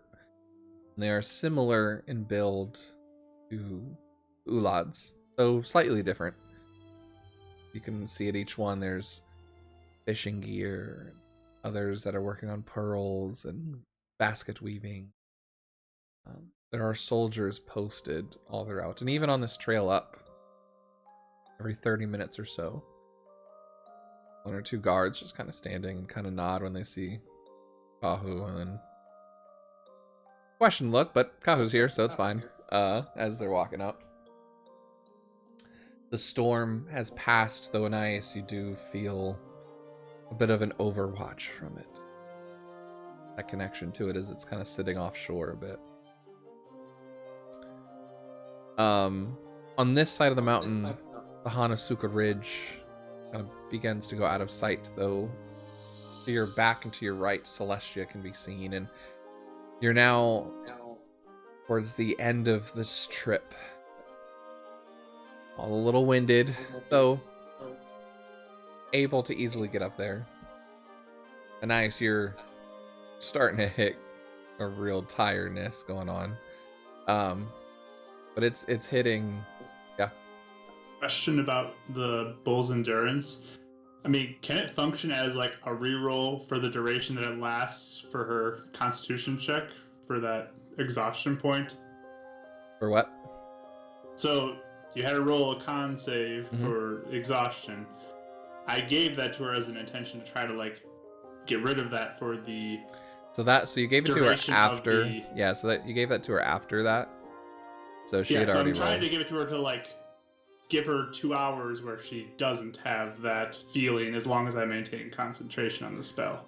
Yeah, I mean, she feels fine. I mean, like, for the most part, for those 2 hours. So about halfway up the trail, then it kind of hits where she's tired again. Because it's about 4 hours up the trail now that Kahu's taken it. Unless you want to keep it going. Yeah, I'll cast it again. Okay. Yeah, so I mean, you could power through. I want to reduce the exhaustion effect on her if I can. The exhaustion's still there, but you do feel like so you can power through it. For her, then? I mean, unless something happens while this is going on. Okay. I mean, it's not removing exhaustion. It's kind of like covering up the symptoms until you kind of get there, but the exhaustion's still going to be there, if that makes sense. Isn't greater restoration or lesser restoration is the spell that actually removes levels of exhaustion? Yeah. Yeah, so I mean, she's boosted with the temporary hit points, and if she had to have another exhaustion, she'd have, or another con save, it'd be at advantage. So it's kind of like almost doing the same as the plant would do in a way, without the side effects of it. So you can see her like lagging again, and still pushing through. You see this like real stubbornness and kind of drive to push through it. They cast it again. About the time that you guys come to the end of that, the sun is beginning to set behind some clouds, and the night, kind of that twilight in between that sunset is gorgeous at the coastline. But the oranges and purple start taking over and starts getting a little darker, and torches begin to rise up. About the end of this, as you guys come up to the top of this pathway to more of a flat area, that's when your spell would end, unless you're going to recast it again. But you never took the plant, right? Not yet, no. Yeah. So there's I just would thank Zach, like, thank you. Yeah, you'd have no reason to need to roll for exhaustion again or anything like that. You're just kind of pushing yourself to the time that you're going to go to sleep later, essentially. Cool. You guys make it up to the top, and Kaho, you recognize this as a place you've gone often, and the last time you were here was during that summer, gosh, I get the solstice or whatever it's called. I know we agreed upon the name last time, but equinox thing. The time where the Aurora Borealis happened in your ritual. It is filled with tents and hammocks and spears. soldiers that are resting. And at this part, you can see some of the, which you would recognize because of their tattoos, as the captains and the leaders of different tribes of their soldiers who are meeting here and talking. And then the rest of you can see in the middle of this kind of plateau. So like you kind of get to the top and you can see on all sides now around, though the mountain is kind of covering where Hanasuku would be, but you can see down into Radishan. You can see Celestia on the shores. And on the far side, you can now see the small glow of the volcano in the distance, and plains and desert across it. But on this plateau, in the middle, is a rotunda of a fire surrounded by 8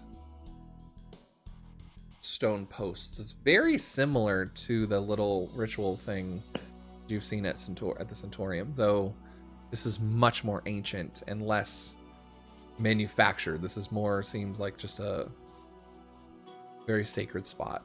And then on the far side, you can see some more tents and another fire about 150 feet in the distance. How you would know that's probably where the shamans would be and potentially where your mother would be. But as you get to the top, one of the guards just kind of halts you and looks at you and connects, and he goes, "You have a purpose here?" Doesn't seem to recognize you. Looks very young. I'm here to see my mother, Lonnie. Oh. Right. Sure. It looks like he's really like confused on like orders, but like realizing who you are and just like looking at the rest, he goes, "I think you're in charge, right? I take your orders." And he's like, you can tell it's kind of like the lowest rank of like a trainee about to become like maybe some sort of command.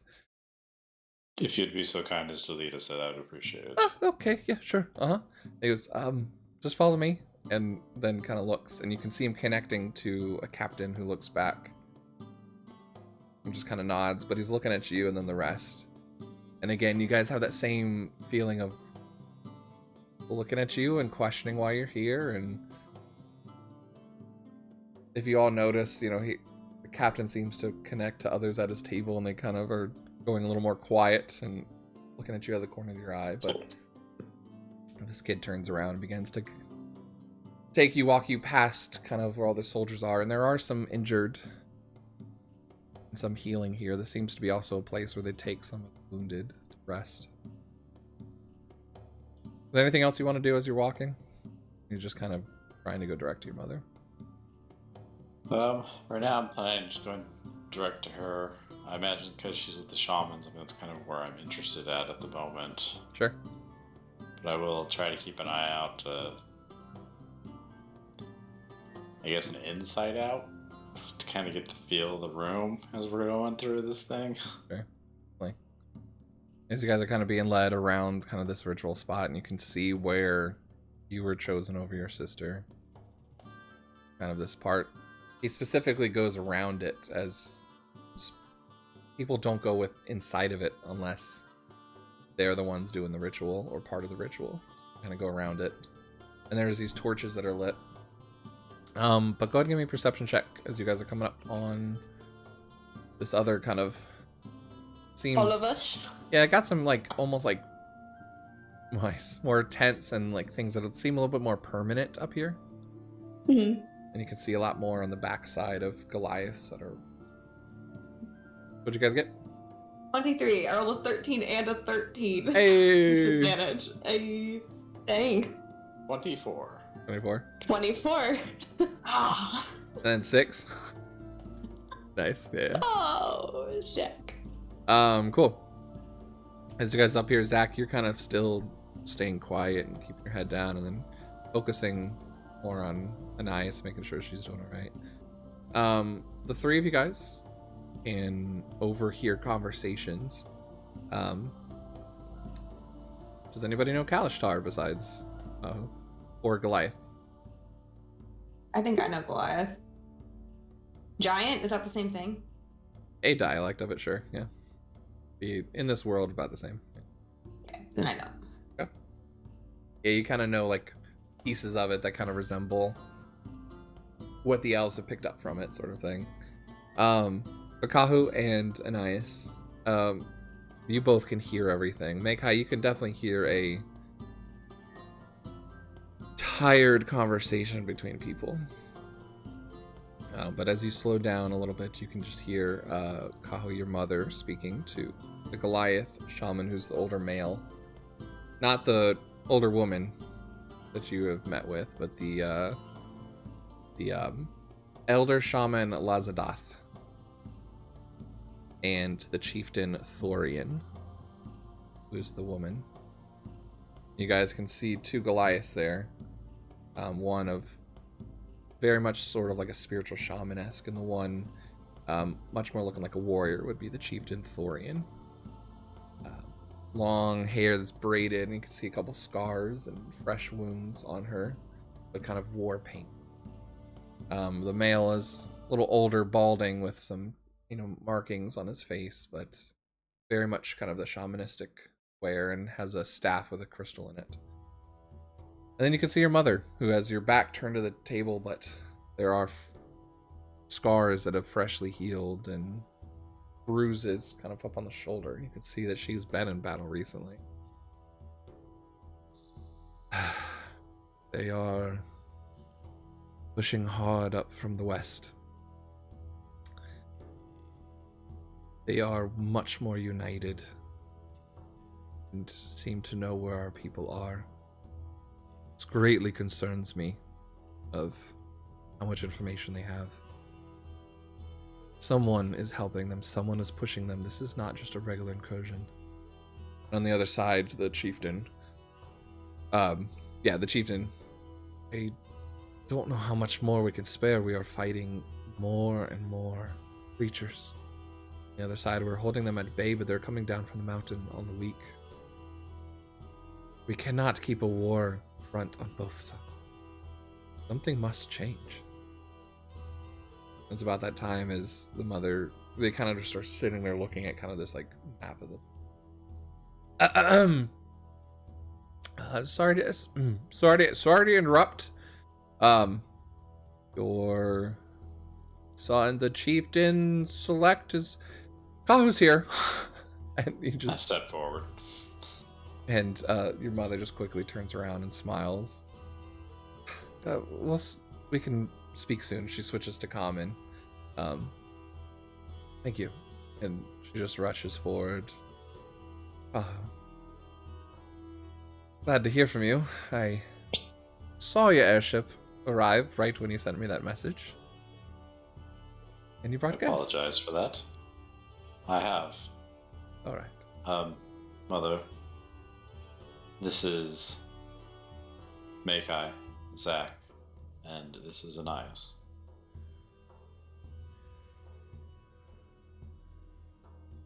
Okay.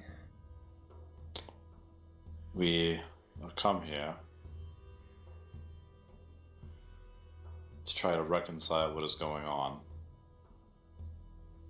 And once we've done that, to also seek to break down the barrier and the divide from here to the human world. There are such big things on your shoulders, son. It's my job, isn't it? I was gonna say, look who's talking. He gives you a hug. Goes forehead to forehead with you as well. I'll hug her back. Links to your mind. I hate to say this. Are you sure you can trust her? I trust her as though she was a shield sister. Give me a persuasion check with advantage.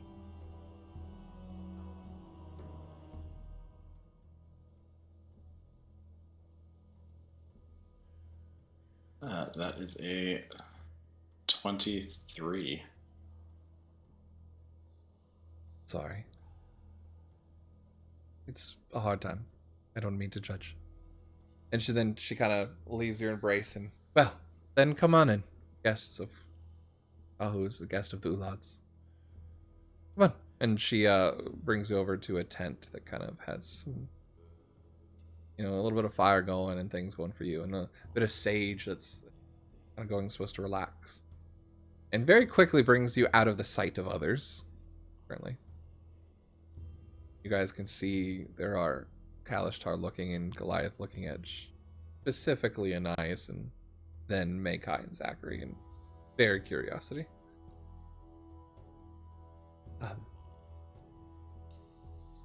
Well,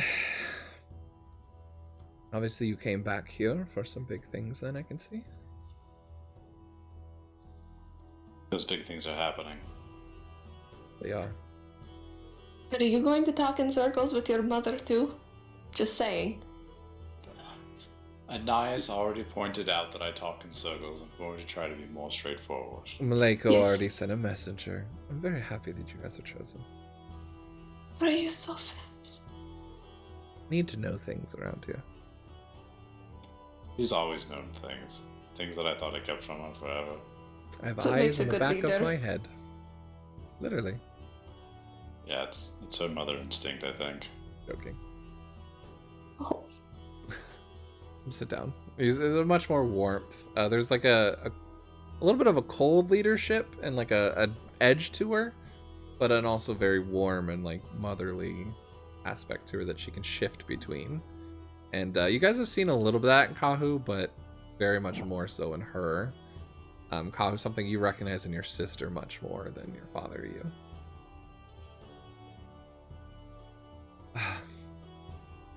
Well, it's been tough. What's the state of things that are going on right now? I know normally it's more warm welcomes, but Father has already seen to that. That is his job, isn't it? He does well. I'm a little more direct.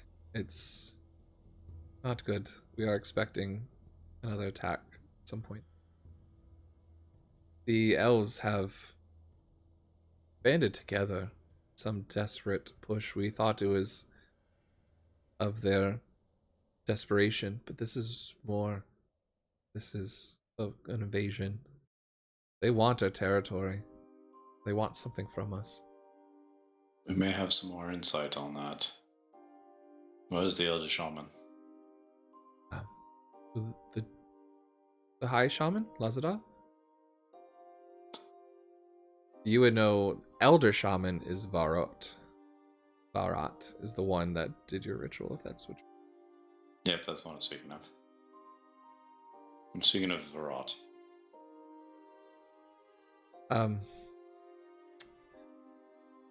She has gone into prayer. Stays pretty separate from the rest. But she is here if you wish to speak with her. I hate to say shunned is the right word, but she doesn't make many appearances these days. I will need to speak with her, but let us continue speaking first. Sure. What I can tell you of what we know, from the things that we have experienced thus far, and a lot from Anais' own help, is that the elves right now are being led by one who goes by the ring. And The ring. she is with Virtus. We have I just hold up my hand and like do this, and then like do the ring finger just to like demonstrate what he's talking about. Okay. So, this is some leader of the elves that you know?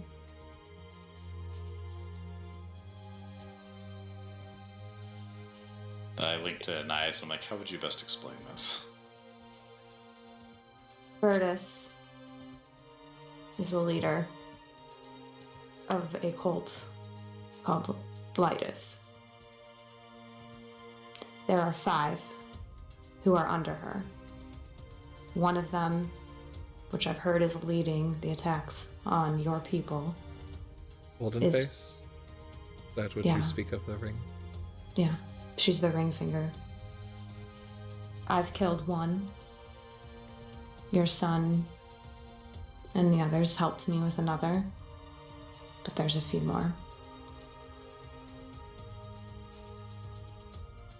They are attacking as if they know where our people are. Taking prisoners. We are trying to find scouts to find them, but I don't know if it's magic or someone within our circles that we can't trust. Or if it's your sister allying with them. I don't think she would, but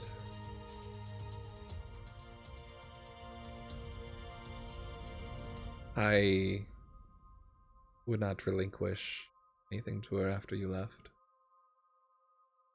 She took many people with her. More and more leave us to go welcome her. Join her every day. With her saying they're not really sure how things are happening, I'm just gonna cast Detect Magic Sure. and see if there's anything in the vicinity that pings for me. You've had Yours- a bug this whole time. your normal stuff, and you look around, and there are in this room up on like a mantelpiece 5 green stones you recognize as Kaharanji stones, but beyond that, nothing of magical essence here.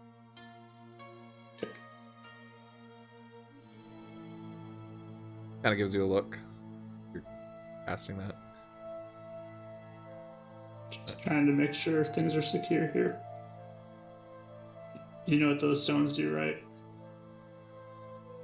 They are connected to the earth. The usual ritual stones when they are used. They help the shamans tend to focus anytime they cast their magic. Does that line up with the school I'm getting with it?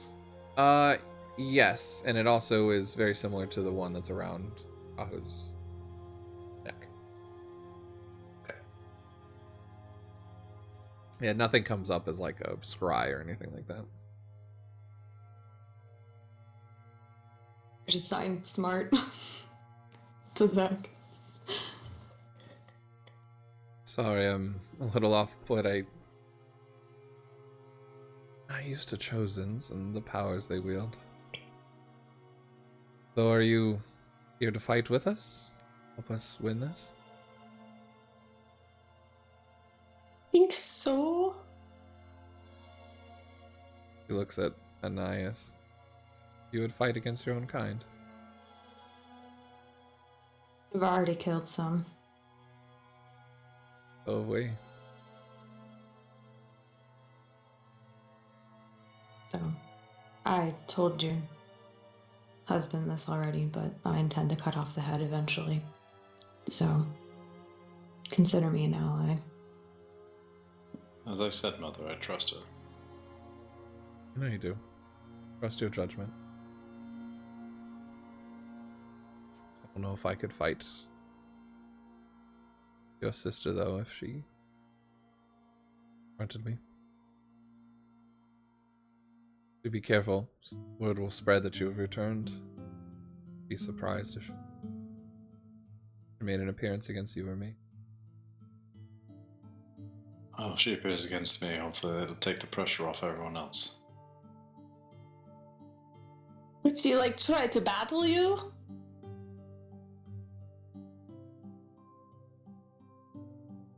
She already has the tattoo she needs. You'd want mine. Say that again. Yeah, and I was like, looks super confused.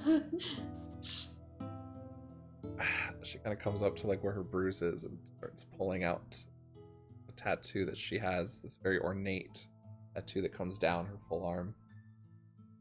And it forms into one of those Kaharanji stones that glows with much ruin on it. The sign of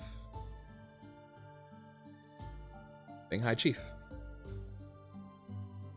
going to be Kahu's one day. Supposed to be his sisters. So, the one that shows that he was to be chieftain-elect was taken by his sister. The one he wears is of his father's. Oh. You noticed, Kahu, that your father didn't have a tattoo. You should have the one that I gave him. Not wearing it.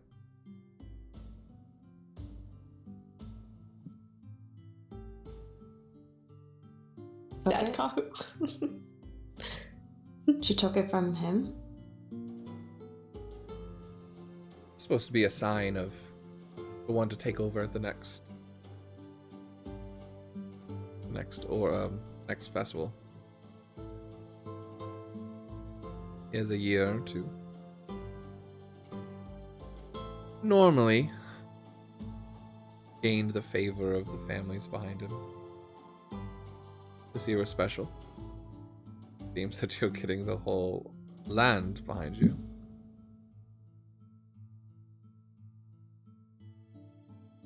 Well, we're gonna need it. What are you seeing on the battlefield? What do reports tell you of this golden-faced individual? She hasn't shown herself on the battlefield, but stories of prisoners that we've taken. She has a way of seemingly knowing where all of the pieces on the board are, all of her warriors. I fear she has some sort of magics, something that makes the elvish eyes glow gold. I don't know what it means, but All of them? some of them. Who are you fighting? But the ones that seem to be more intellectual, more guiding the others. As if she's puppeteering them or pushing them, I don't know. Like, it looks like they're doing something against their will, or what do you mean by puppeteering? Not sure, but they're stronger. They seem to know better tactics than what we would know an elf should. We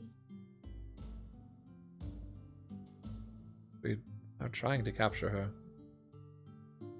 She's taken our people, and we're trying to find where they're holding them. Prison of some sort, or camp. Have you guys happened to see an eagle in the sky, or a falcon circling an area consistently? Specifically, nothing that I've heard of. Keep an eye out for it. Can't go out too far. Most of our forces are here, holding a line of defense. We are aiding the Goliaths on the south side as much as we can. There are reports of corrupted beasts and monsters that come down from the mountain, bred from a dark mist. Well, Lost too many scouts. I can't afford to lose any more.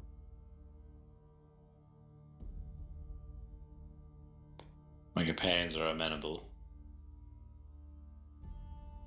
Perhaps we can go and scout. I can't lose you either.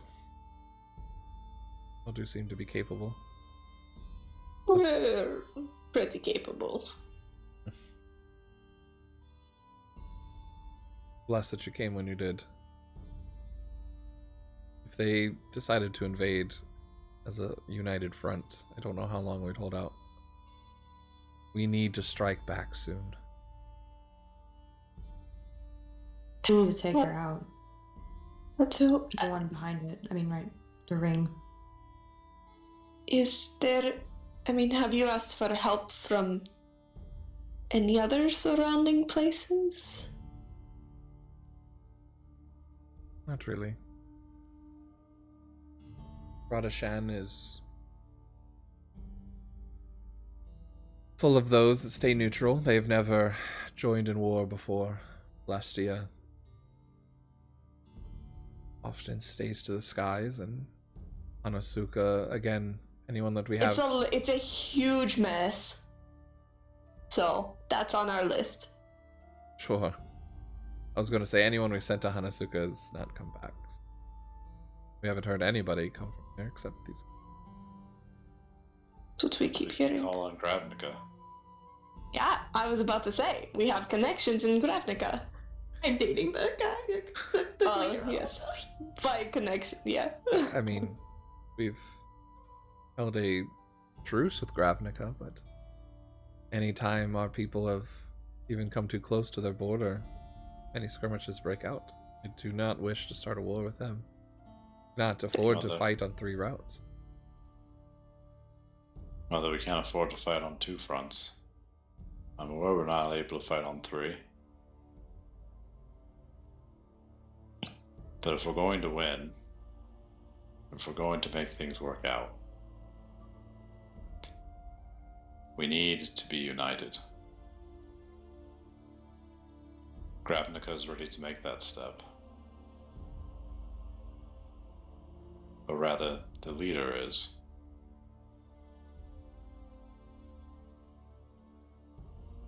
And you trust him? We've been betrayed before.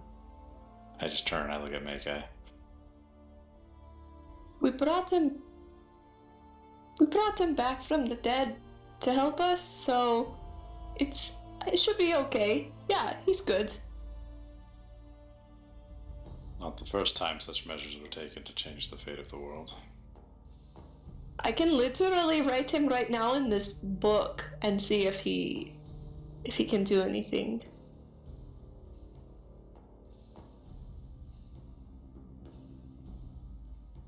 Check. She connects to you, Kahu. You have done much in your time away. You wish to reunite those that follow your sister. I don't think following one who has died and come back is the right choice. It would only show even more of a divide.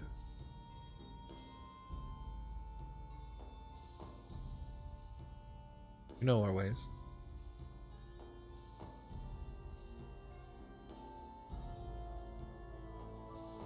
I do.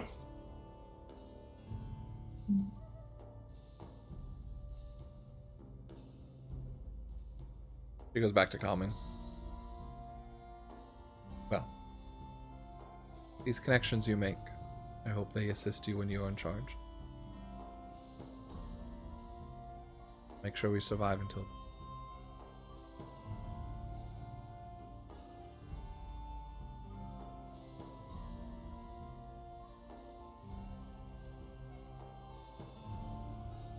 We need to do more than survive.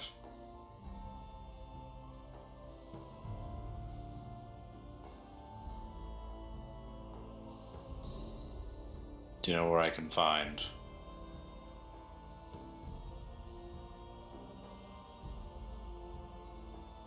Do you know where I can find my sister?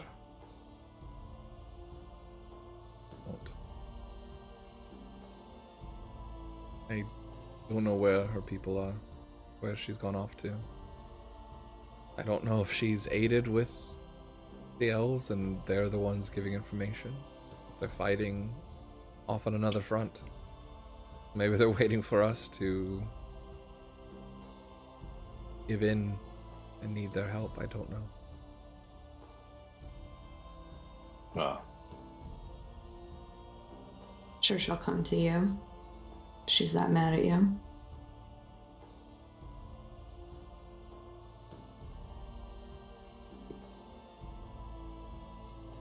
But why don't you all rest? We can speak of this in the morning. Or you would say there's 2 things, right? Dealing with these shadow things and dealing with the person that's leading this. I am convinced our attention needs to be on this person first. Oh, sorry, Discord cut you out. Say that again. Sentence. I am convinced that this person is what we need to focus on first. Okay. These beasts are corrupted. They don't have intelligence.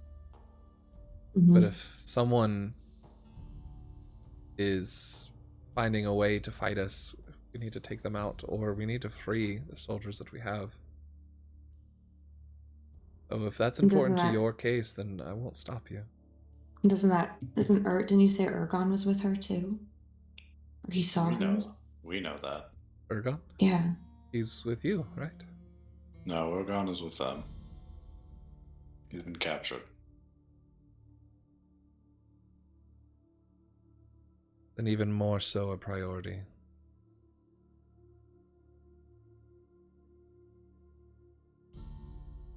I'll inform Azadoth what happened to Ergon. How do you know?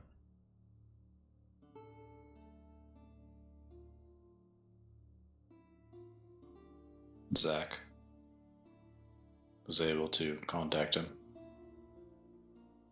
I've been able to confirm it.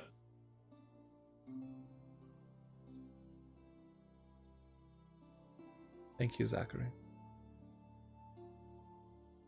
Ergon is very important to this tribe. To the Goliaths.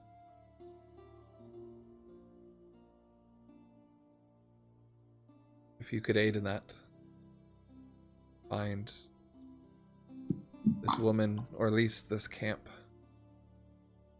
great help to the war effort. We maybe spare a few men, but every person we leave keeps us weaker.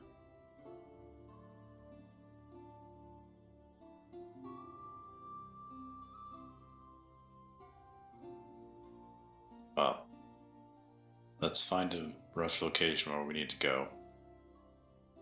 And then we can look at perhaps you doing a push to draw attention so that we can come around from another angle. Would be wise. You've learned well.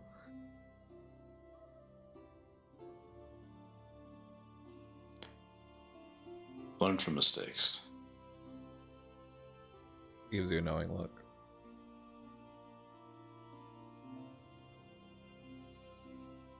But we all have. Alright. Well. Is there anything else? I think we should all rest and think about this. Maybe we can plan something in the morning.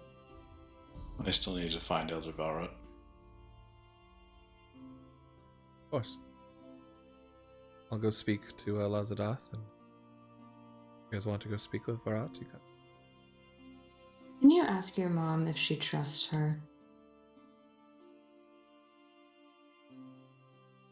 I can.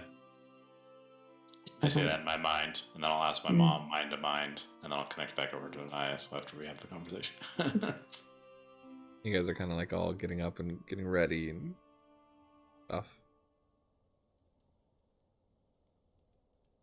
I do. Who brought you back to me? I think she knew what it would mean. She said she was doing what the affinities wanted, that the ritual would not have worked if it wasn't for affinities powering it. She seems honest.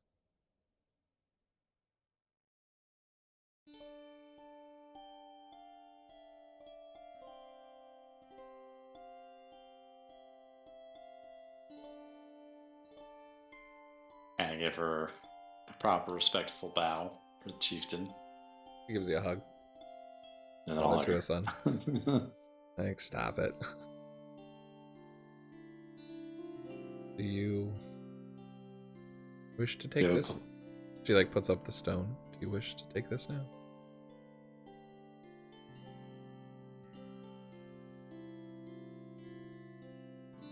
Feel like we're kind of out of tradition at this point.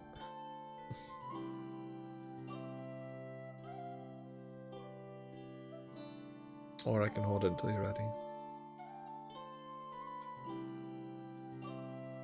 I don't think there's a time where we're ever ready. I'll pull my stone out. And I'll hand it to her.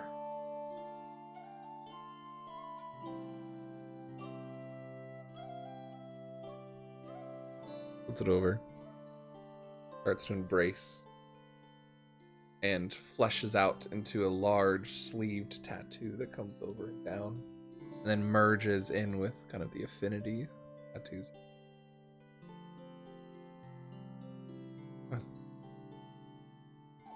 Take your place and unite the people.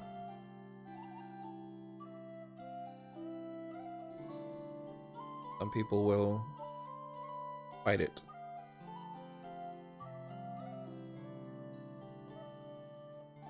Prove them wrong.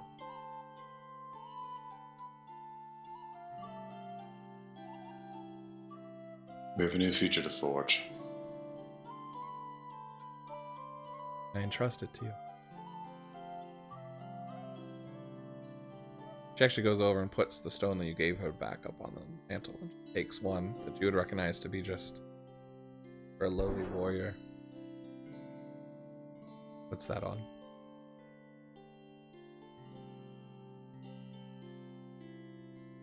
Yeah. Whatever you need. If that stone's going to stay there, then may I hold on to it for the time being? I was going to give it back to your father, but sure. I would like to be able to give it back to father. Passes it to you.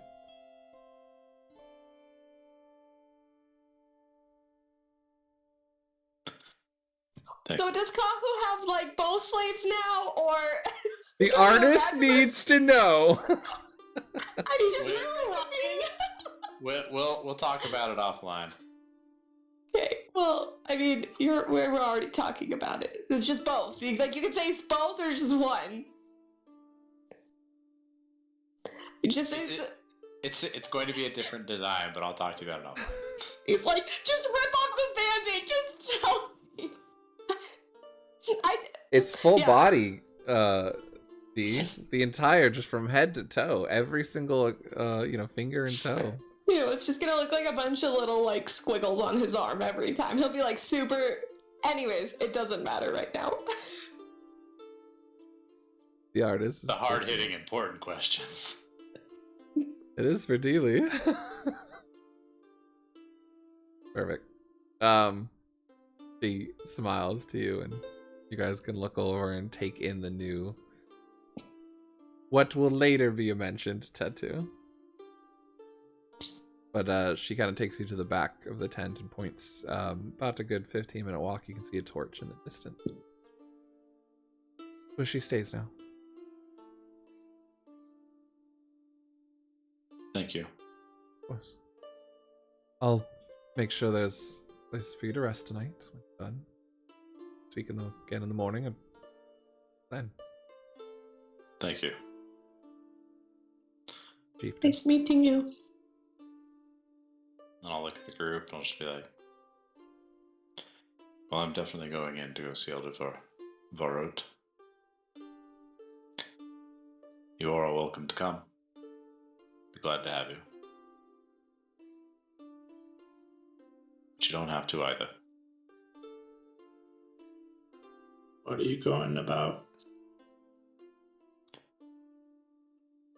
Elder Varut's the one who was the shaman in charge of the ritual we were talking about earlier.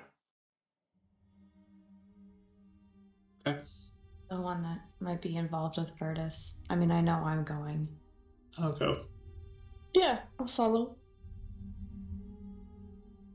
Do you? I will. I mean, is there a? I mean, I know your mom trusts her, but I mean, she could be. With how Bardicdice is controlling people, I don't know. I'm not saying she's a bad person, but Well, keep your eyes peeled. yeah. Cool. Okay. She's also probably the only person who can teach me more about dream walking. Okay. Should probably find out first if she's, psychotic or whatever. I think it's a fair Dropped in. assessment. Yeah. It's a okay. fair assessment. I'll head that direction.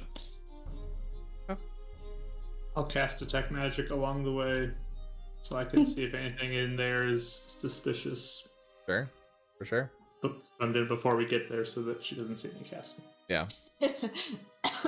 As you do, and you guys kind of end up walking out, you see Aho, your mother, head over to the Goliath chieftain's tent. Potentially to tell them of Ergon, other things. You guys kind of take a bit of a trek. 5 minutes outside of camp as you can hear kind of the sounds of camp quiet down and kind of on this dark pathway towards this torch in the distance. Give me perception.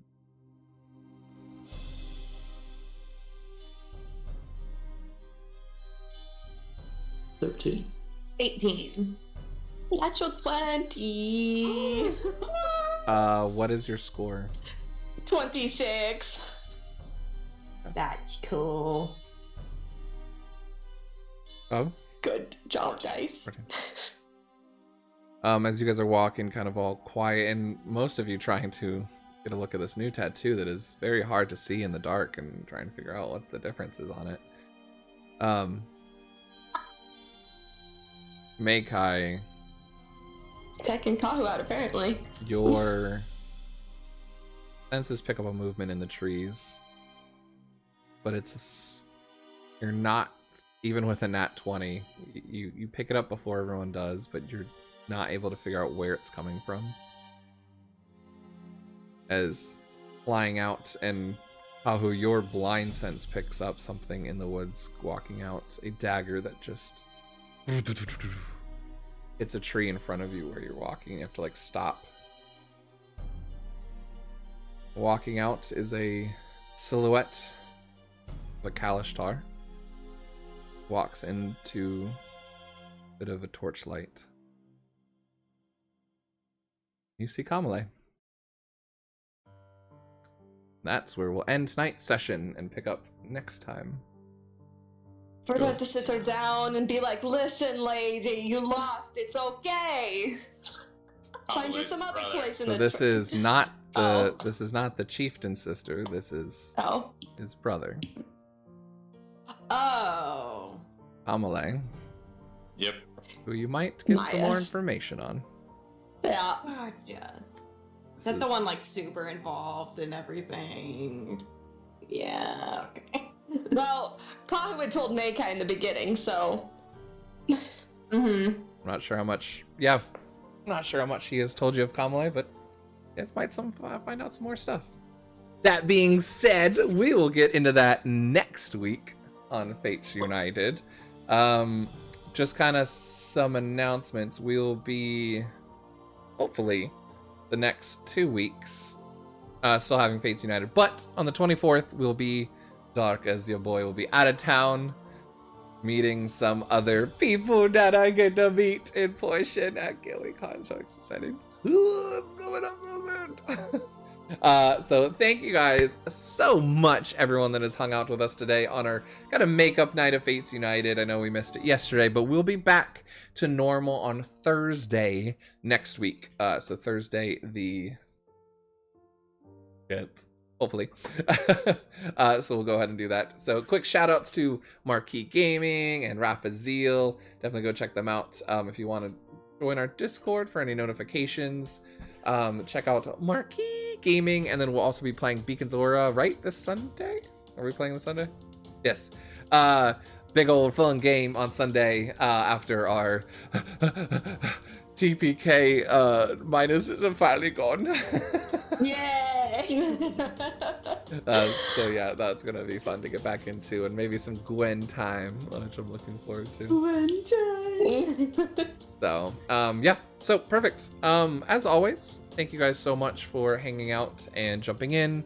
All the lovely DMs, thank you so much for GM Day and DM Day. You guys are amazing, and just everyone here just supporting us in chat as we just like to sit around, play D&D, and enjoy it with you. So we're gonna go and raid tonight. So we're gonna go raid Steakosaurus _Rex. He's having a good old friend of ours, Gregulus Designs, who's in our Discord. Both of them are in our Discord. They are on their show tonight. So we'll go say hello and give them all the love and support. So thank you guys again so much. You guys have been super supportive of just everything that I've been going through and being able to tell the story. We're 50 episodes in. We're getting into backstory episodes, guys. I am excited to see where this goes. We got Beardus and Fusuaga. We got Hanazuka literally like miles away. You can see Celestia in the sky. We are prime into it. So excited to see what our Chosens do and their hunt for these artifacts. So thank you guys so much for everyone that's joined in. As always, let's go ahead and send the Bardic Barrage over to Stegosaurus. Show all the love and respect you show me and our players. Let's go give some love and respect to Stegosaurus and what they're doing over there. So we'll see you guys next week. I love you. Have a wonderful weekend. Oh, and tomorrow, check out Yonch and Yana at 10 a.m. I will be guest starring there. You'll see the notification in the Discord. So Ronan Starbrand rises again. So yeah, we'll see you guys later. Bye. Bye.